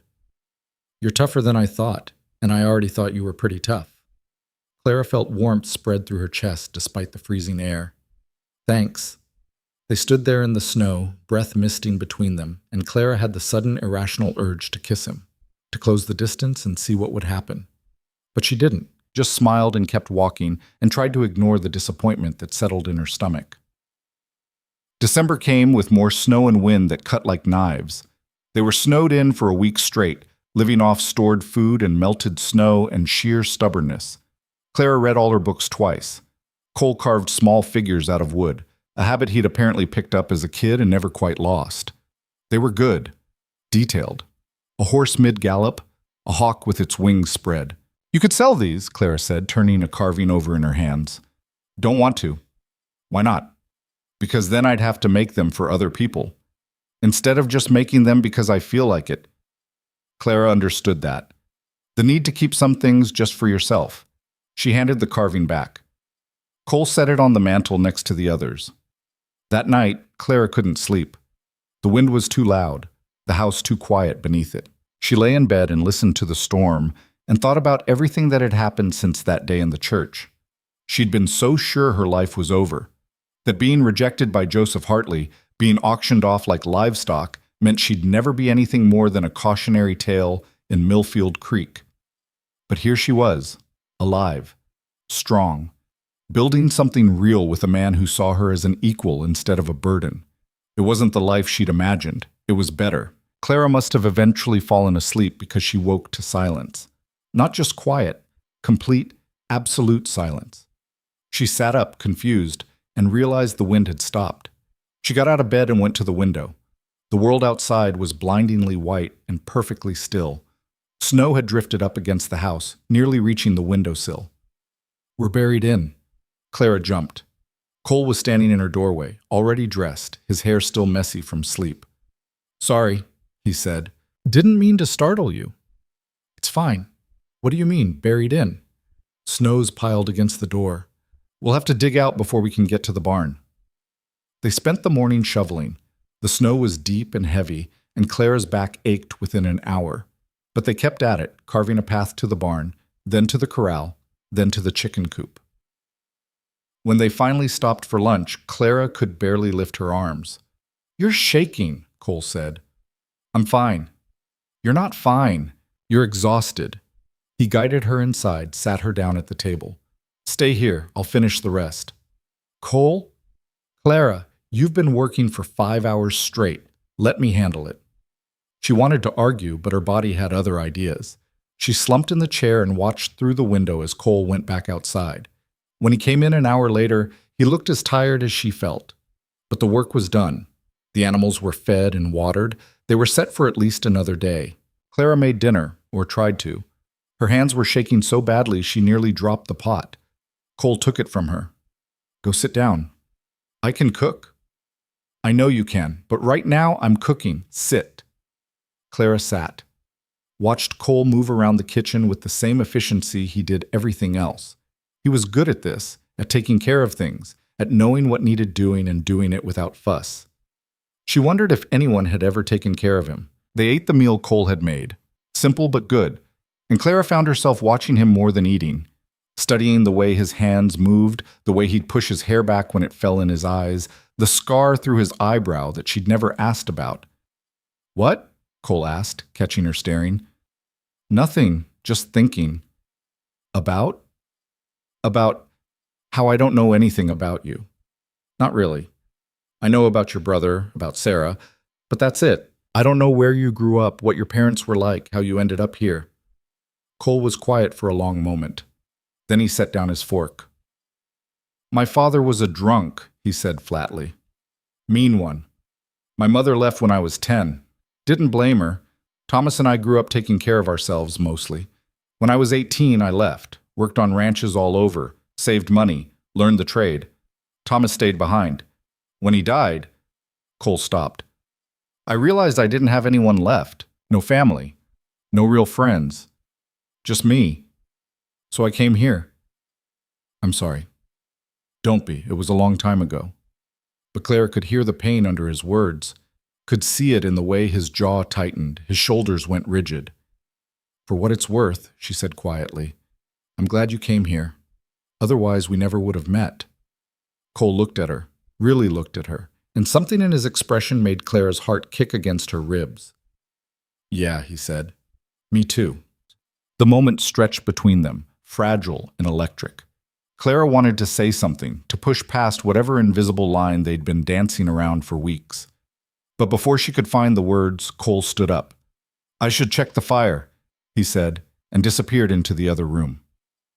Clara sat at the table and tried to calm the racing of her heart. Christmas came and went without ceremony. They didn't have decorations or special food or gifts, but Clara made an extra effort with dinner, used some of their precious sugar to make biscuits, opened one of the jars of preserves Mrs. Chen had sold them. Cole carved her a small bird, a sparrow, perfectly detailed, wings tucked against its body like it was resting. "I know it's not much," he said, handing it to her awkwardly. Clara turned it over in her hand, studying every detail. "It's perfect. Thank you." "I didn't get you anything." "You gave me a home. I think that counts." She set the sparrow on the windowsill in her room, where the light would catch it in the mornings. That night, they sat by the fire and drank the last of the coffee. It was a luxury they couldn't really afford, but it was Christmas, and some things were worth the expense. "What do you think happens next year?" Clara asked. "What do you mean?" "I mean, do we do this again? The same routine, the same work, the same quiet?" Cole considered this. "Probably. Unless you want something different." "No, I don't want different. I just..." Clara struggled to find the words. "I want to make sure you don't regret this. Regret me." "Clara, look at me." She did. "I don't regret you," Cole said. "I don't regret marrying you or bringing you here, or any of it. You make this place better. You make my life better. And if that ever changes, I'll tell you. But right now I can't imagine wanting anything different than this." Clara felt tears prick at her eyes. She blinked them away, not wanting to cry on Christmas. "Okay," she said. "Okay." They went to bed not long after. But Clara lay awake for hours, thinking about what Cole had said, about how he'd looked at her when he said it, about how much she wanted to walk across the hall, knock on his door, and tell him that she didn't want to sleep alone anymore. But she didn't, because that would change everything, and she wasn't sure either of them were ready for that. January was the hardest month. The cold was relentless, and they ran low on firewood and had to ration it carefully. Clara's hands cracked and bled from the dry air and constant work. Cole developed a cough that wouldn't go away, though he insisted he was fine. They were both miserable and exhausted and sick of being trapped inside. One night, they had their first real fight. It started over something stupid. Clara had used the last of the good flour to make bread instead of saving it like Cole had asked. He'd come in from the barn, seen the bread, and snapped at her. "I told you to save that." "We needed bread. We needed that flour for trade. We're running low on supplies, Clara. We can't just use things up because we feel like it." "I wasn't using it because I felt like it. I was using it because we haven't had decent bread in weeks and I'm sick of eating hardtack." "Well, Maybe you should get used to hardtack, because that's what we're going to be eating a lot more of now. Clara felt anger flare in her chest. Don't talk to me like I'm a child. Then don't act like one. The words hung in the air between them. Clara felt like she'd been slapped. Fine, she said coldly. I'll make sure to check with you before I do anything from now on. Wouldn't want to make decisions without your permission. She stormed off to her room and slammed the door. Sat on her bed, shaking with fury and hurt. An hour later, there was a knock. Go away, Clara said. Clara, I'm sorry. I shouldn't have said that. No, you shouldn't have. Silence. Then, can I come in?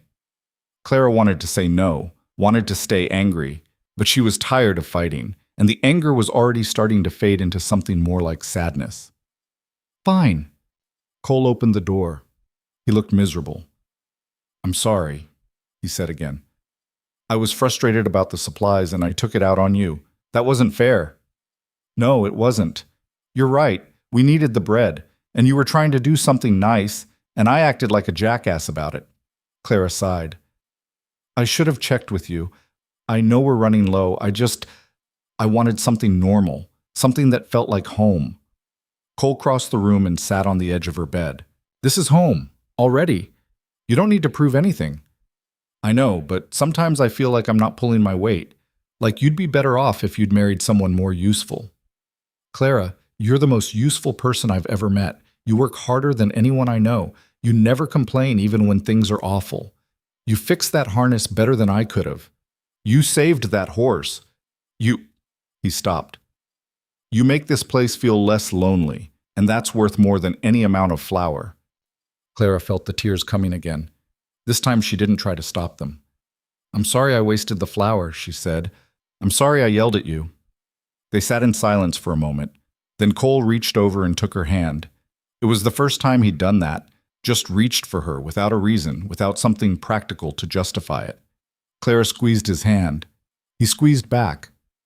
We're going to be okay, he said. I promise. How do you know? Because we've made it this far, and because I'm not letting you go without a fight. The words sent a jolt through Clara. She looked up at him, searching his face. Cole? But he was already standing, already pulling away. Get some sleep, he said. Things will look better in the morning. He left before Clara could say anything else. She lay in bed and stared at the ceiling and tried to make sense of what had just happened, of what he'd said, of the way he'd looked at her, of how badly she wanted him to come back. February brought a thaw. The snow started melting, turning everything to mud and slush. The cattle got restless. The chickens started laying again, and Clara could finally breathe without feeling like the cold was crushing her lungs. She and Cole fell back into their routine, but something had shifted after their fight. They were more careful with each other, more aware. Cole's hand would linger when he passed her things. Clara would catch herself staring at him when he wasn't looking. They moved around each other like dancers, always aware, always in sync. One afternoon they were in the barn together, mucking out stalls. It was dirty, miserable work, but the weather had finally cleared enough to make it possible. Clara was shoveling manure when she slipped on a wet patch of straw. She went down hard, landing on her back in a pile of muck. For a second she just lay there, stunned. Then she started laughing. She couldn't help it. It was too ridiculous. Cole appeared above her, looking concerned. You okay? I'm fine, just... She gestured at herself, covered head to toe in filth. This is disgusting. Cole's mouth twitched. Then he started laughing too. Deep, genuine laughter that Clara had never heard from him before. Here. He held out his hand. Clara took it. He pulled her up, and suddenly they were standing very close, both laughing, both covered in barn dirt. The laughter faded. Cole's hand was still in hers. Clara, he said quietly. Yeah? I need to tell you something. Her heart was pounding. Okay. I think I'm falling in love with you. The world stopped. Clara's breath caught in her throat. I know I shouldn't, Cole continued, the words tumbling out like he'd been holding them back for too long. I know this was supposed to be practical, not personal, but I can't help it. You're everything I didn't know I needed, and I don't want to keep pretending I don't feel this way. Clara couldn't speak, couldn't think, could only stare at him while her heart tried to beat its way out of her chest. You don't have to say anything, Cole said quickly. I just needed you to know. And if it makes things weird, if you want to go back to how things were, we can. Clara kissed him. She didn't plan it, didn't think about it. Just grabbed the front of his shirt and pulled him down and kissed him like she'd been wanting to for months. Cole made a surprised sound, then kissed her back. His arms came around her, pulling her closer. He tasted like coffee and winter and home. When they finally broke apart, both breathing hard, Cole rested his forehead against hers. So, he said, I'm guessing you feel the same way. Clara laughed. What gave it away? Just a hunch. They stood there in the barn, covered in muck, holding each other. And Clara felt something settle into place inside her, something she hadn't even realized was broken. I love you too, she said. In case that wasn't clear. Cole smiled. That full, genuine smile she'd been trying to coax out of him for months. It was pretty clear, but I'm glad you said it anyway. They kissed again, slower this time. When they pulled apart, Clara was grinning. We should probably get cleaned up, she said. Probably. But neither of them moved. They just stood there, smiling at each other like idiots, until the cold finally drove them back inside. That night, Clara didn't sleep in her room. She slept in Cole's, wrapped in his arms, listening to his heartbeat, and wondering how she'd gotten so lucky. March brought the first real signs of spring. Ice broke up on the creek with sounds like gunshots. Green started pushing through the mud. The cattle ventured farther from the barn, restless after months of confinement. Clara woke each morning wrapped in Cole's warmth, and it still felt like something she might have dreamed. Like if she opened her eyes too fast, she'd find herself back in that red dress, standing in front of Joseph Hartley, being told she wasn't good enough. But then Cole would stir beside her, press a kiss to her shoulder, and the fear would dissolve like frost in sunlight. They were repairing fence on the north pasture when Cole brought it up. We need to go back to Ridgeway soon, he said, hammering a post into the softening ground. Running low on supplies again, and I need to pick up some things from the smithy. Clara's hand stilled on the wire she was stretching. Okay. Cole glanced at her. You don't sound okay. I'm fine. Just, last time didn't go so well. Sarah? Yeah. Cole set down the hammer and came to stand beside her. She doesn't matter. You know that, right? I know, but people talk. And if she's been talking, then let them talk. What do we care what a bunch of strangers think? Clara wanted to believe him. Wanted to be the person who didn't care about judgment or gossip or the way people looked at her. But months of isolation had made her soft in some ways, more vulnerable to the thought of facing the world again. What if we run into someone from Millfield Creek? She asked quietly. Cole's expression darkened. Then we deal with it, together. They finished the fence in silence. That night, Clara lay awake long after Cole had fallen asleep, staring at the ceiling and trying to quiet the anxiety churning in her stomach. She thought about Joseph Hartley, about that moment in the church when he'd looked at her with such contempt, about the auction, about being weighed and measured and found wanting by an entire town. She'd worked so hard to move past it, to build something new here with Cole, but the thought of facing those people again, of seeing that judgment in their eyes, it made her feel like that scared girl in the red dress all over again. Cole's arm tightened around her in his sleep, and Clara forced herself to breathe. She wasn't that girl anymore. She'd survived a brutal winter. She'd learned to work a ranch. She'd fallen in love with a good man who saw her as an equal. She was stronger now. She just needed to remember that. They left for Ridgeway 2 days later. The roads were muddy and slow, and what should have been a 4-hour trip took nearly 6. By the time they reached town, Clara's nerves were stretched thin as wire. The main street looked the same as it had in November. A few more people out now that the weather had turned, but still quiet. Still the kind of place where everyone knew everyone else's business. They stopped at the general store first. Mrs. Chen was there, same as before, reading the same newspaper, or one just like it. Cole, Clara, she said, looking up. Good to see you both. Thought you might be dead up there. Nearly were, Cole said. Rough winter. Always is in the hills. Mrs. Chen's eyes moved between them, sharp and assessing. Then she smiled slightly. You two look different. Different how? Clara asked. Happy. Married suits you. Clara felt heat rise to her cheeks. Cole just shrugged, but she could see the pleased expression he was trying to hide. They gathered supplies, flour, sugar, coffee, salt, seeds for the spring planting. Clara picked through the seed packets carefully, planning the garden in her head. Tomatoes, beans, squash, maybe some herbs if they could manage it. Mrs. Chen wrapped everything and made note of what they still owed. Cole would settle up after the cattle sale in the fall, same as always. Heard some news that might interest you, Mrs. Chen said as she tied up the last package. Joseph Hartley was through here a few weeks back. Clara's stomach tightened. Was he? Yep. Came with his new bride. Third wife, I think? Or maybe fourth? Hard to keep track. Mrs. Chen's expression was neutral, but her eyes were sharp. Pretty young thing. Looked terrified. He was ordering her around like she was a servant. Made quite a scene when she asked if she could look at the fabric. Cole's hand found Clara's back, steady and warm. Anyway, Mrs. Chen continued, they stayed at the boarding house overnight. Next morning, the girl was gone. Ran off in the middle of the night, apparently. Took a horse and just disappeared. Good for her, Clara said quietly. That's what I thought. Joseph was furious. Spent the whole day riding around looking for her, making accusations, threatening people. Sheriff finally told him to leave town or he'd lock him up for disturbing the peace. Mrs. Chen handed Cole the packages. Just thought you should know, in case you run into him.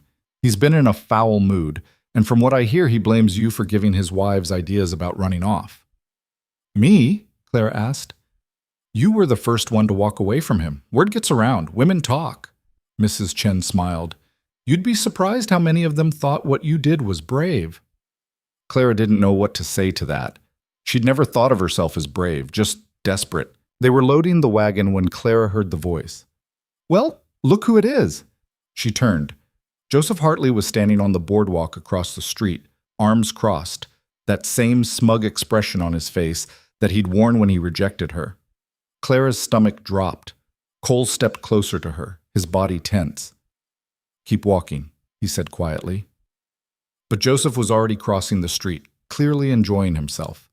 He looked thinner than Clara remembered, his face drawn and tired, but his eyes held the same mean glint. Clara Whitmore, he said. Or I suppose it's Clara Mercer now. Heard you married some rancher and disappeared into the hills. That's right. Clara was pleased that her voice came out steady. Joseph looked her up and down with undisguised disdain. You look like you've been living rough. Guess that's what happens when you settle for desperation instead of quality. Cole's hand moved to Clara's arm, a warning. We're leaving. Oh, don't leave on my account. Joseph was grinning now, but there was something desperate in it, something that didn't quite reach his eyes. I just wanted to tell Clara that she dodged a bullet. Can you imagine if I'd actually gone through with marrying her? What a disaster that would have been. You're the one who walked out, Clara said. Her voice was sharper now. You stood there in front of everyone and called me damaged goods. Because you are. Look at you. Hands like a field worker, skin burnt from the sun. You've gone completely feral. Joseph stepped closer and Clara could smell whiskey on his breath. You should be grateful I didn't marry you.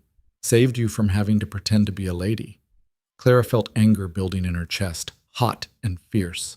For months, she'd carried the shame of that moment in the church. Had let his words define her, diminish her. But looking at him now, bitter, drunk, alone, she realized something. He was the damaged one, not her. You're right, she said, her voice steady and clear. I have gone feral. I work in the sun. My hands are rough because I actually use them. I fix fences and tend cattle and do real work instead of sitting around counting my father's money and driving away every woman unfortunate enough to marry me.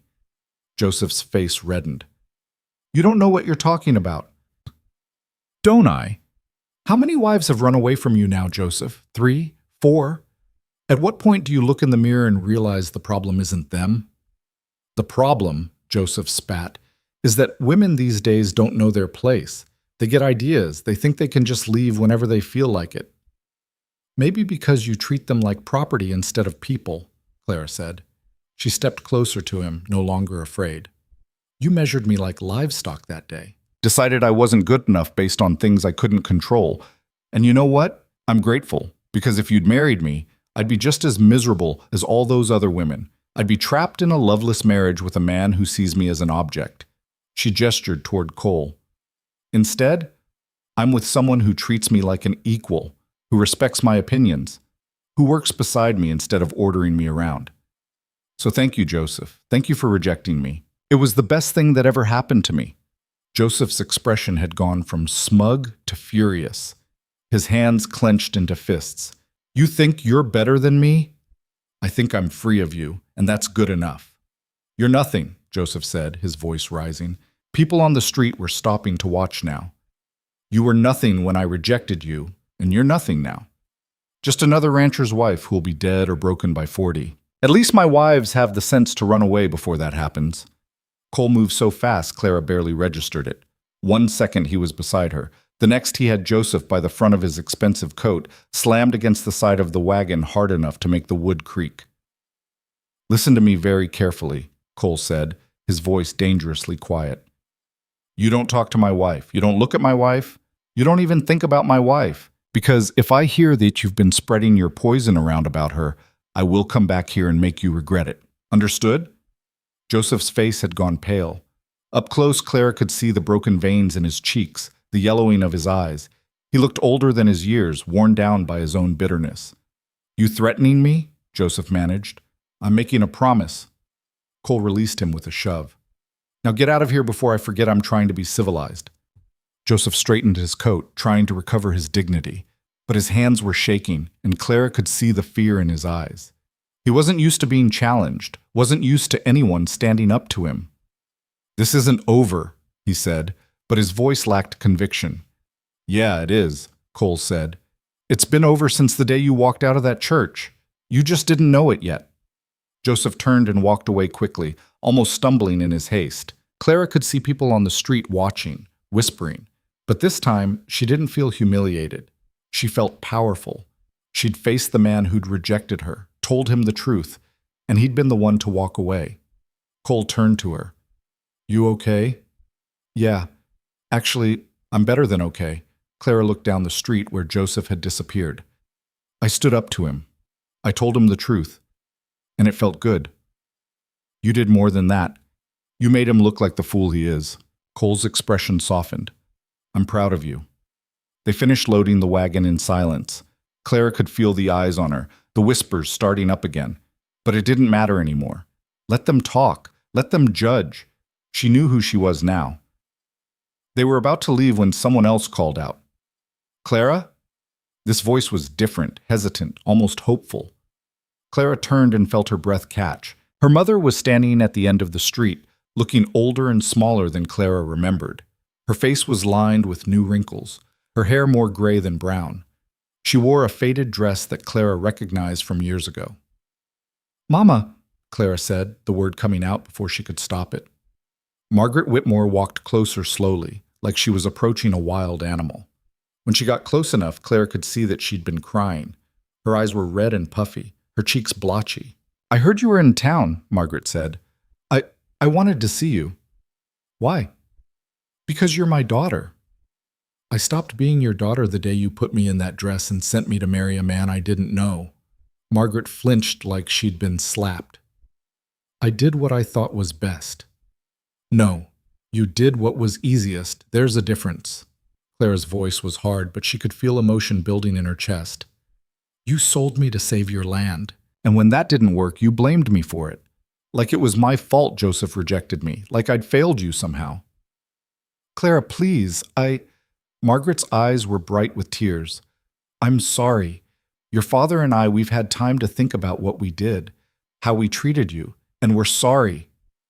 Where is he, Father? He couldn't come. He's ashamed.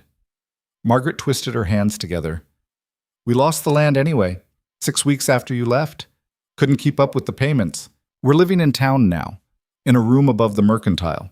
Your father works there, sweeping floors, unloading supplies. Clara felt a complicated mix of emotions, satisfaction that they'd lost what they'd valued more than her, but also sadness. They were her parents, after all. She'd loved them once. I'm sorry to hear that, she said, and meant it. Are you? Margaret's voice was bitter. We lost everything because of you, because you couldn't just do what was expected. And just like that, The moment of sympathy evaporated. No, Clara said firmly. You lost everything because you made bad decisions. Because you borrowed money you couldn't pay back. Because you gambled everything on a marriage contract instead of finding another way. Don't you dare blame this on me. Margaret looked like she wanted to argue, but something in Clara's expression stopped her. She deflated, shoulders sagging. You're right, she said quietly. You're right. It's not your fault. None of it is your fault. She wiped at her eyes with a worn handkerchief. I wanted to see you. To know you were all right, and to say I'm sorry. For all of it. For the dress, for the marriage, for making you feel like you weren't enough just as you were. Clara felt her throat tighten. She'd wanted to hear those words for so long, but now that they were here, they felt inadequate. Too little, too late. I appreciate that, Clara said carefully. But it doesn't change what happened. It doesn't erase the hurt. I know it doesn't. Margaret looked at her daughter, really looked at her. You look well, happy even. I am happy. This man you married, he treats you well? Clara glanced at Cole, who was waiting by the wagon, giving her space but staying close enough to step in if needed. He treats me like an equal, like I matter, like my choices are worth something. Margaret followed her gaze. He loves you. I can see it from here. Yeah, he does. Clara felt some of the anger drain away, replaced by something closer to pity. I wish you and Father could have loved me like that, instead of loving your land more. We did love you. No, you loved the idea of me being useful, of me fixing your problems. That's not the same thing. Clara took a breath. I needed parents who would protect me, who would stand up for me. Instead, you threw me to the wolves and expected me to be grateful. Margaret was crying openly now. I don't know how to make this right. You can't. It's done, but... Clara paused, surprised by what she was about to say. But maybe someday we can start over. Not now. I'm not ready. But someday. Really? Maybe. I don't know. Ask me again in a year. It was more than Margaret deserved, and they both knew it. But Clara found she didn't want to carry the anger anymore. It was too heavy, too exhausting. Margaret nodded, accepting this small mercy. Can I write to you? Let you know how we are? If you want, send letters to Ridgeway. Mrs. Chen will hold them for us. I will. I promise I will. Margaret reached out like she might touch Clara's arm, then thought better of it. Her hand dropped back to her side. I'm glad you're happy, Clara. Truly. Even if we don't deserve to know it. She turned and walked away before Clara could respond. Clara watched her go, feeling a strange mix of relief and sadness. Cole came up beside her. You want to go after her? No, I said what I needed to say. Clara took a shaky breath. Can we leave now? I'm done with this place. They climbed into the wagon. Cole took the reins, but before he could click the horses forward, more people appeared. Sarah, the Brennan brothers, a few others Clara recognized from that day in the church. They were gathering in the street, watching. Clara's stomach knotted. She dealt with Joseph. She dealt with her mother. But facing all of them at once. Ignore them, Cole said quietly. We're leaving. But Sarah stepped forward, blocking their path. She looked different than she had in November. Harder, somehow. Her pretty face was pinched with anger. So the damaged goods found someone desperate enough to take her, Sarah said loudly. How touching. A few people laughed. Clara felt her face heat. Cole's jaw tightened. Get out of the way. Why? Scared I'll tell your wife the truth about you? About us? There is no us. There hasn't been for 5 years. Only because you ran away. Like a coward. Sarah's voice rose. You could have had a good life, a respectable life. But instead you chose, what? To hide in the hills with some reject that no one else wanted? Clara felt something inside her snap. All the fear and anxiety she'd been carrying dissolved into pure white-hot anger. She stood up in the wagon and her voice came out strong and clear. You know what? She said, and everyone turned to look at her. I am damaged goods, but not because of anything wrong with me. I'm damaged because people like you, she pointed at Sarah, and him. She gestured toward where Joseph had gone.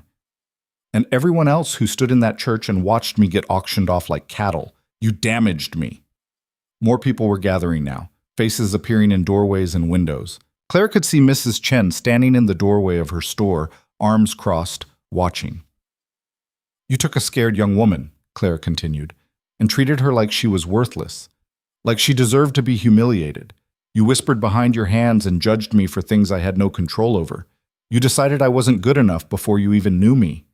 She looked around at all of them, at the faces she recognized from Millfield Creek, at the strangers from Ridgeway, at everyone who'd ever made her feel small. But here's the thing, Clara said. I'm not worthless. I'm strong and capable, and I work harder than most of the men in this town. I've survived a winter that would have broken half of you. I've fixed roofs and mended fences and helped a sick horse survive when most people would have given up. I've built a life with a man who sees me as a partner, not property, and I'm happy, genuinely, truly happy. She looked at Sarah directly. So you can call me damaged all you want. You can whisper and judge and feel superior, but at the end of the day, I'm free. I'm living my life on my own terms, and you're still here, in this tiny town, making yourself feel better by tearing other people down. Who's really damaged? Silence. Clara could hear her own heartbeat pounding in her ears, could feel sweat on her palms despite the cool air. She'd never spoken like that in public, never said out loud what she really thought. It felt terrifying and exhilarating in equal measure. Then, from the doorway of the general store, Mrs. Chen started clapping, slowly at first, then louder, and then others joined in. Not everyone, plenty of people still looked scandalized or angry, but enough. Enough that Clara felt validation wash over her like warm water. Sarah's face had gone white, then red. You can't just... She just did, Cole said. He stood beside Clara, tall and solid. And now I've got something to say. He looked at Sarah with an expression Clara had never seen before. Not angry exactly, more like disappointed. You wanted respectability, Cole said. You wanted a nice house and social standing and someone who'd make you look good. But that was never me. I told you that. I was honest with you about what I wanted, and you said you were fine with it, but you weren't. You wanted to change me. I wanted you to be better, Sarah said. To be more than just some hermit in the hills. No, you wanted me to be different. There's a difference. Cole's hand found Clara's. Clara doesn't want me to be different. She likes me exactly as I am. Rough edges and all. And I like her exactly as she is. That's what love is supposed to be. Accepting someone, not trying to fix them. He looked around at the gathered crowd. My wife deserves respect. She deserves to be treated with dignity and kindness.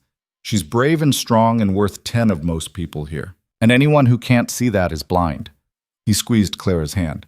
Now, we're leaving. And if any of you have a problem with that, you can take it up with me. He helped Clara sit down, took the reins, and started to guide the wagon forward. Sarah stood in the street, tears running down her face, but she moved aside. They rode in silence for a long time. Clara's heart was still racing, her hands still shaking with leftover adrenaline.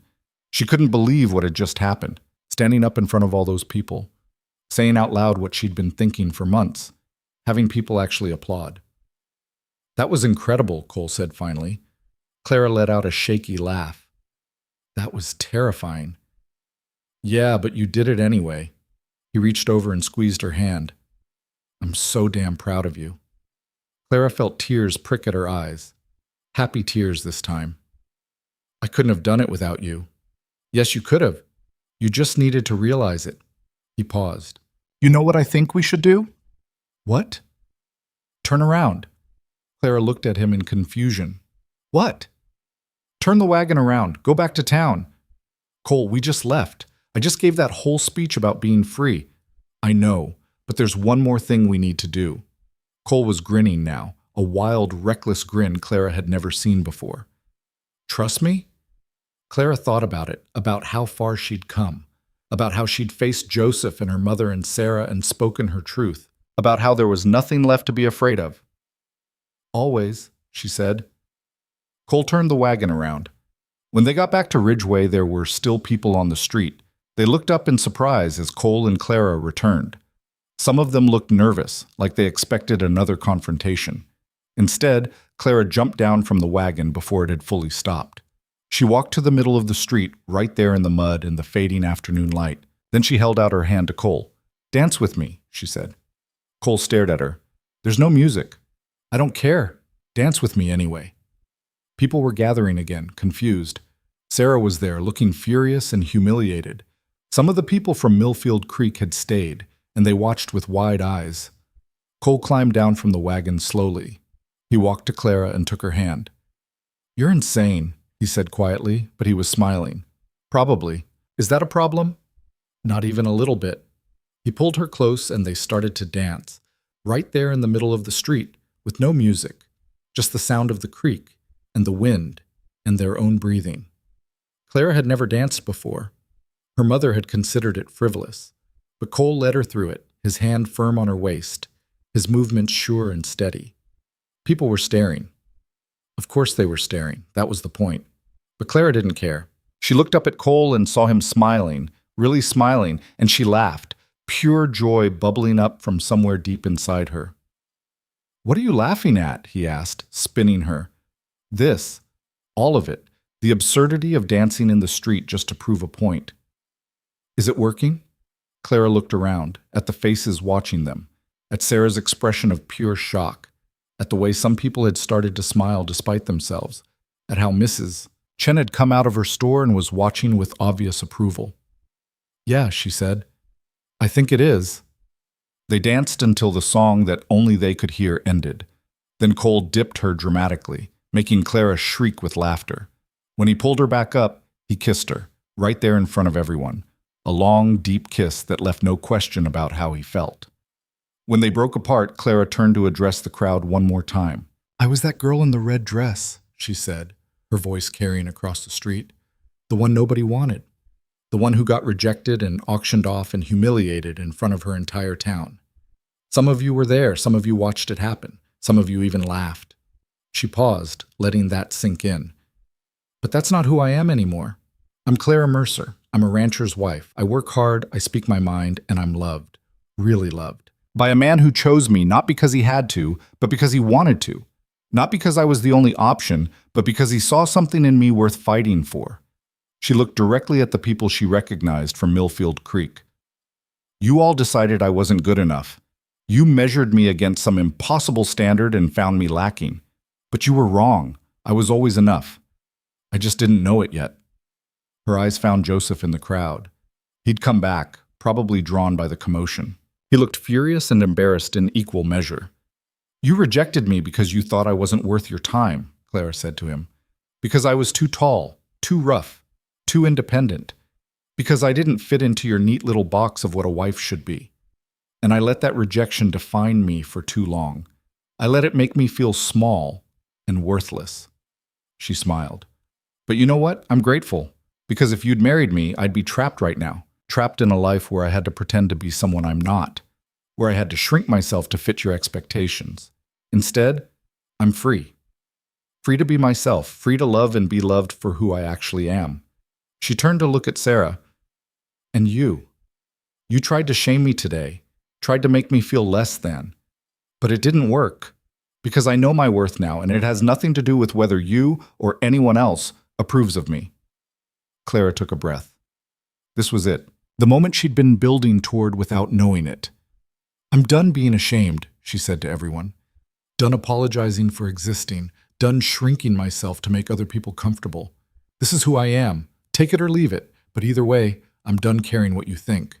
She walked back to Cole and took his hand. Then, in a burst of inspiration, she said, "Anyone else want to dance?" There was a moment of stunned silence. Then, to Clara's surprise, Mrs. Chen stepped forward. "Why not?" she said with a grin. She grabbed the hand of the man standing next to her, her husband, Clara realized, and they started dancing in the street. Then another couple joined, and another. Not everyone. Plenty of people still looked scandalized. But enough. Enough that the street turned into an impromptu celebration, people dancing and laughing in the mud. Sarah stood frozen, watching her attempt to humiliate Clara backfire completely. Then she turned and walked away quickly, head down. Joseph had already disappeared. But Clara barely noticed. She was too busy dancing with Cole, surrounded by strangers who'd somehow become allies, who'd seen her stand up for herself and decided to stand with her. They danced until the sun started to set, painting the sky in shades of orange and pink. Then, finally, they climbed back into the wagon. This time, when they left, it felt final, like she was closing a door on that part of her life forever. They rode back to the ranch as darkness fell. Clara leaned against Cole's shoulder, exhausted and exhilarated and more herself than she'd ever been. "That was the bravest thing I've ever seen," Cole said. "I had a good teacher. I didn't teach you to stand up for yourself. You already knew how. You just needed permission to do it." He kissed the top of her head. "And watching you realize that, watching you step into your power, that was the most beautiful thing I've ever seen." Clara felt warmth spread through her chest. "Thank you for turning the wagon around, for letting me do this my way. Always." When they got back to the ranch, the first thing Clara noticed was how different it looked. The snow was completely gone now. Green grass covered the hills. The cattle were scattered across the pasture, grazing peacefully. Wildflowers had started blooming, purple and yellow and white, dotting the landscape with color. The house, their house, sat solid and welcoming against the darkening sky. Smoke rose from the chimney, probably from the coals they'd banked that morning. It looked like home. They unloaded the wagon together, working in comfortable silence. When everything was put away, Clara went to check on the animals while Cole got a fire going. The horses nickered softly when she entered the barn. She gave them fresh hay and water, running her hands along their necks, checking for any problems. The cow they'd saved during the winter came up and butted her head against Clara's side, looking for attention. "Yeah, I missed you too," Clara said with a smile, scratching behind the cow's ears. Everything was as it should be. The animals were healthy. The barn was clean. This life she'd built with Cole was real and solid and good.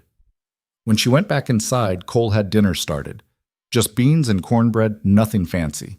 But it smelled like home. They ate in silence, both too tired for conversation. But it was a comfortable silence, the kind that came from knowing each other well enough that words weren't always necessary. After dinner, they sat on the porch and watched the stars come out. Clara wrapped herself in her grandmother's quilt, and Cole pulled her close. "What do you think happens now?" Clara asked. "What do you mean?" "I mean, we faced the past.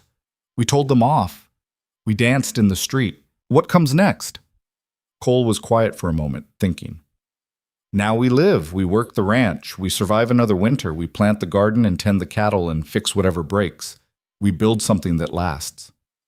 "That's it?" "That's everything." He looked at her. "Clara, we don't need grand gestures or big moments. We just need this, each other, the work, the quiet, the life we're building together. That's enough." Clara thought about that, about how she'd spent so much of her life wanting more, wanting different, wanting to be someone else somewhere else, and how she'd finally found everything she needed right here. "You're right," she said. "It is enough. It's more than enough." They sat in comfortable silence, watching the stars wheel slowly overhead. An owl called from the cottonwoods by the creek. The cattle lowed softly in the distance.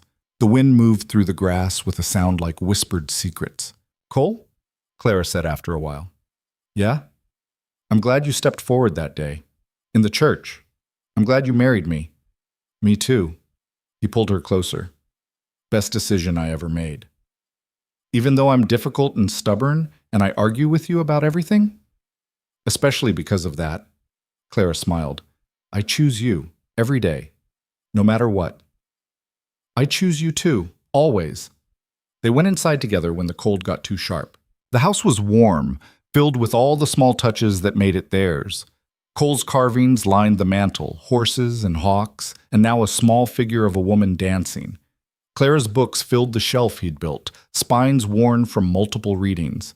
Her grandmother's quilt was folded at the foot of their bed. Their bed. Not his. Not hers. Theirs. That night, lying in the dark with Cole's arms around her and the sound of the wind outside, Clara thought about everything that had brought her here. The rejection, the humiliation, the fear, the shame, but also the courage, the growth, the love she'd found in the most unexpected place. She'd been so sure that day in the church was the worst day of her life, the day her world ended. But it hadn't been an ending at all. It had been a beginning. The beginning of becoming someone stronger, someone braver, someone who knew her own worth and wouldn't let anyone take it from her again. Clara Whitmore had stood in a church in a red dress and been told she wasn't enough. Clara Mercer knew better. She was more than enough. She was everything she needed to be, and that was worth more than all the approval in the world. Spring turned to summer. The garden Clara planted started producing more than they could eat, so they traded vegetables to Mrs. Chen for other supplies. The cattle grew fat on good grass. Cole fixed the porch step properly and patched every leak in the roof, and Clara learned to make bread that was actually edible. They worked side by side every day. Sometimes they talked, sometimes they didn't, but they were always together, always in sync. Clara got a letter from her mother in June. It was short, awkward, full of news about town that Clara didn't care about. But at the end, Margaret wrote, "I'm proud of you. I should have said that before. I should have shown you. But I'm saying it now. I'm proud of the woman you've become." Clara cried when she read it, not because it fixed everything. It didn't. But because it was something. A small step toward healing.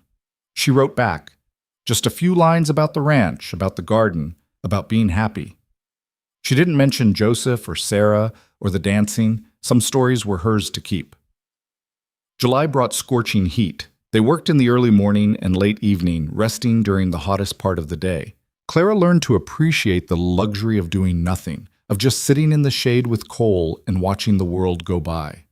In August, they took another trip to Ridgeway. Clara wasn't nervous this time. If anything, she was looking forward to it. Mrs. Chen greeted them warmly. "Heard what happened last time, the dancing. People are still talking about it." "Good things or bad things?" Clara asked. "Depends on who you ask, but most of the women thought it was wonderful. You've become something of a legend." Clara didn't know what to do with that. She'd never wanted to be a legend, just wanted to be herself. They ran into a few people on the street. Some ignored them, some nodded politely. One woman, young, maybe Clara's age, stopped her and said quietly, "Thank you for what you said about not being ashamed. I needed to hear that." Then she was gone before Clara could respond. "See," Cole said, "you're making a difference. I'm just living my life." Sometimes that's enough. They didn't see Joseph or Sarah. Clara was grateful for that. She'd said what she needed to say. There was nothing left between them. On the ride back, Cole said, "I've been thinking." About? About expanding, getting more cattle, maybe building a new barn, making this place really work. He glanced at her. "What do you think?" Clara thought about it, about putting down roots even deeper, about building something permanent. "I think we should do it," she said. "This is home. Might as well make it the best home we can." Cole smiled. "Yeah, that's what I thought too." Fall came with cooler temperatures and the knowledge that winter was coming. But Clara wasn't afraid this time. She knew what to expect, knew they could handle it together. They spent September and October preparing, cutting firewood, preserving food, making sure the house and barn were ready. This time, they had enough supplies. This time, they knew what they were doing. The first snow came in early November, just like the year before. But this time, Clara stood at the window and smiled. "Ready?" Cole asked, coming to stand beside her. "Ready," Clara said. They spent the winter working and reading and talking. They played cards and fixed things and made plans for the spring. And every night, Clara fell asleep wrapped in Cole's warmth, grateful for the life they'd built together. When spring came again, it felt like a new beginning. The snow melted, the grass grew, the cattle had calves, and Clara helped deliver them, marveling at the miracle of new life. One afternoon in April, Clara was working in the garden when Cole came out of the house with a strange expression. "What?" she asked. "Letter for you, from Ridgeway." Clara took it, confused. The handwriting was unfamiliar. She opened it carefully. Inside was a short note from a woman named Elizabeth. She explained that she'd been at Joseph Hartley's 4th wedding, she was a distant cousin, and had watched him reject another bride at the altar, just like he'd rejected Clara. But this time, Elizabeth had stood up and told him off, had said he was a coward and a bully, had told the bride she deserved better. "I thought you should know," the letter said, "that what you did, Standing up for yourself, speaking your truth, it inspired me to do the same. And it inspired that bride to walk away instead of accepting the scraps Joseph was offering. You started something, and I wanted to thank you for it. Clara read the letter twice, then handed it to Cole. Looks like you really did make a difference, he said softly. I just spoke up. Sometimes that's all it takes. One person willing to say the quiet part out loud, to show others it's possible. Clara thought about that, about the girl in the red dress who'd been too scared to speak, about the woman she'd become, strong enough to use her voice, brave enough to stand up for herself and others. I'm glad, she said finally. I'm glad it helped someone. She tucked the letter into her pocket and went back to her garden. There was work to do, life to live, a future to build. That evening, sitting on the porch as the sun set, Clara realized something. She'd spent so much of her life waiting for someone to see her worth, to recognize her value, to choose her. But she'd been looking in the wrong places. The person who needed to see her worth was her. The person who needed to choose her was her. And once she'd done that, once she'd recognized her own value and chosen herself, everything else had fallen into place. Cole hadn't saved her that day in the church. He'd given her the space to save herself. And she had.